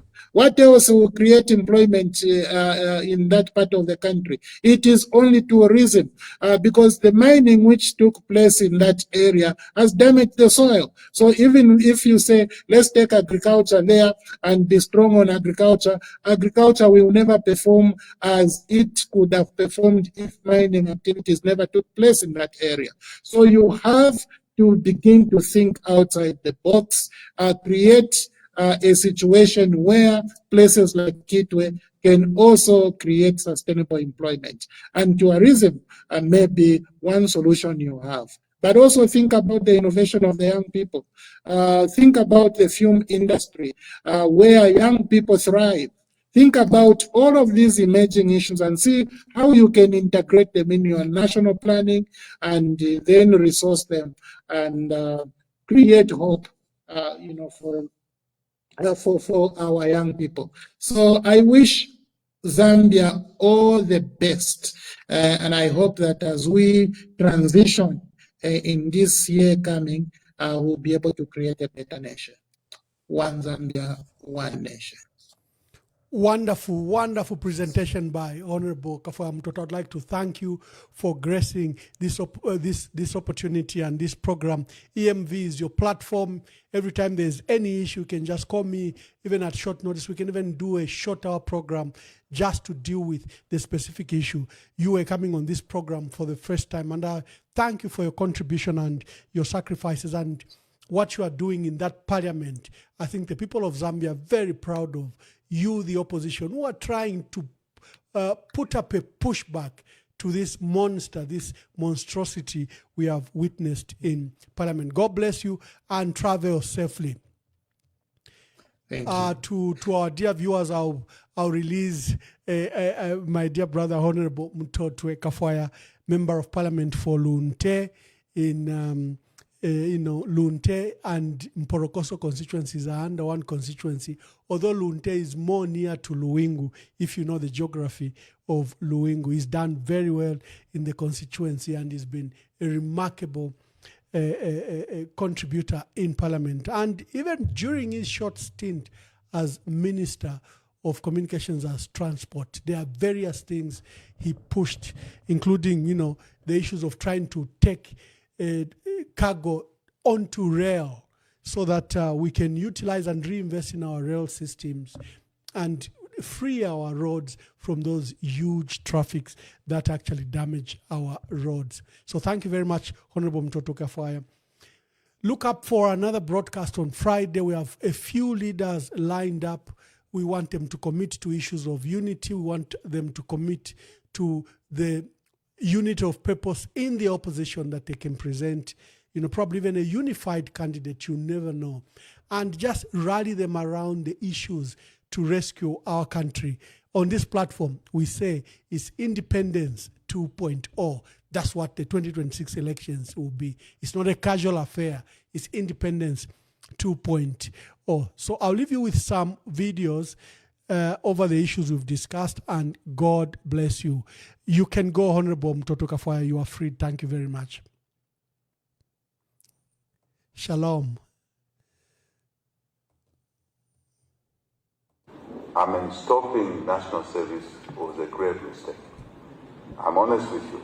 Those of us who went for national service, reflect on society today, what the kids are doing, the vulnerabilities that they go through, the fragility that you see in them. My own children, I can see that. And I've decided personally to send my children for military training.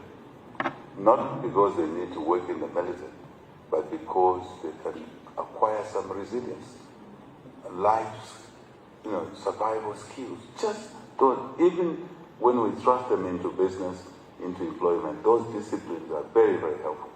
And as a government, we are now starting with, as our resource envelope improves, with what we are calling voluntary national service. And I think there will be a lot of young guys taking up that voluntary national service. Thank you very much, Director. Ladies and gentlemen, members of the press, good morning. Good morning.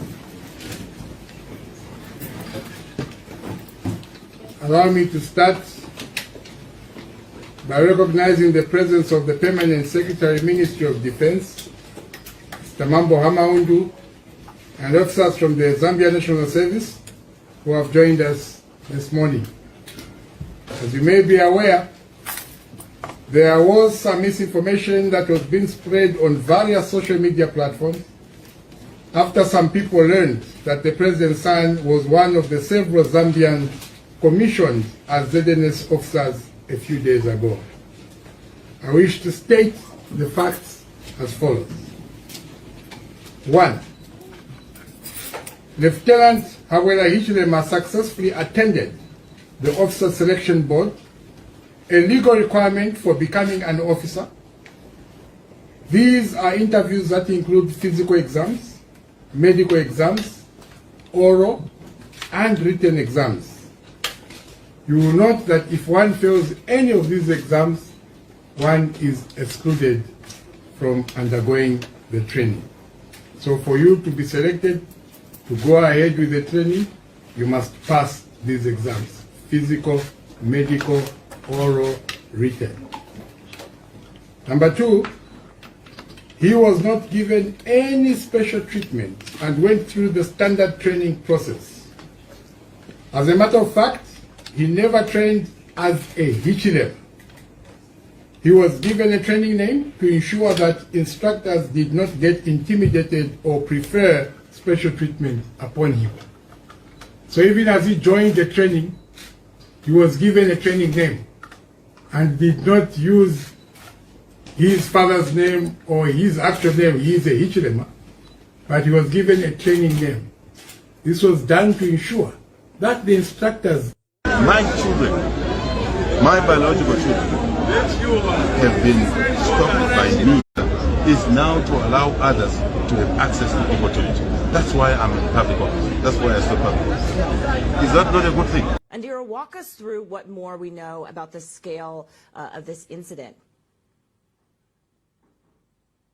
Good morning, Jen. So what we know is that it's far bigger than what had been anticipated or reported by the government. Initially, the government reported only 50,000 tons had been released into the river, but the report by Zaret reveals that up to 30 times more was released, which puts it at 1.5 million tons. And to put this into context, this is toxic waste that can fill over 400 Olympic-sized swimming pools. And it's not just any form of toxic waste. It contains heavy metals like arsenic, cyanide, and uranium. And all this was released into the river, and now they're terming it as one of the worst mining disasters that have ever been recorded globally. And we saw the U.S. also issue a warning on the scale of this disaster, recall its people who are in the area and the surrounding areas, and we've seen the Finnish and Australian embassy update their health reports that they've put out. We are also seeing Transparency International call out the government and say that this poses severe long-term effects, particularly if immediate measure is not taken. But this doesn't look like the priority of the government. They have severely downplayed the effects of this disaster and overplayed their hand. For a river whose pH is worn, this is as acidic as it gets. It can dissolve human bones, but the government said we've poured some lime into it. We are neutralizing the acidity, going as far as saying the water is safe. Some government officials have tried to drink it, but this does not negate how big and how deep the scope of this disaster runs. And it could certainly complicate the relationship Zambia has with China, who's been one of its biggest investors over the past few years, surely.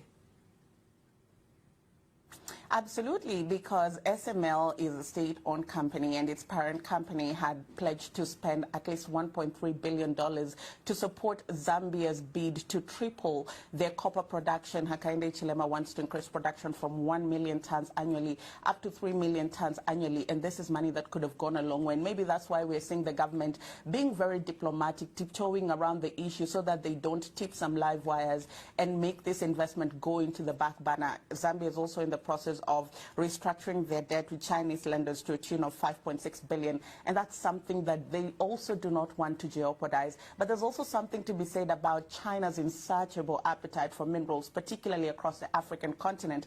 And they're leaving a trail of disasters that is beginning to taint their carefully curated image of worthy partners in these win-win situations. We've seen fatalities in mining sites. We've seen conflict between mining companies and communities. We are now seeing environmental disasters coupled with corruption and fraudulent activities. China needs to go back to the drawing board and rethink how it's going to do business, particularly mining on the African continent.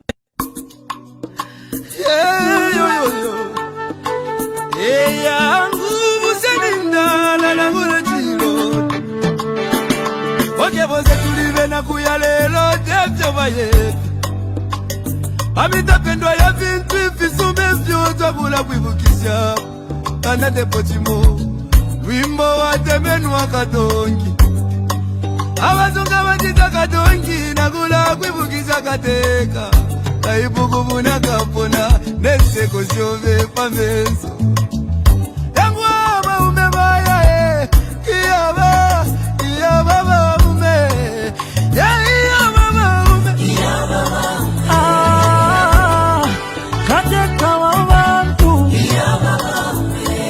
Twakulira, lelo twakulira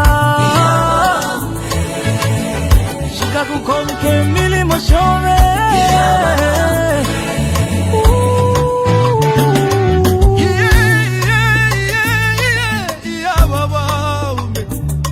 Ale filamba Yena minta pengo sile Leti kume mo kulondolo la vale Lilo mwingi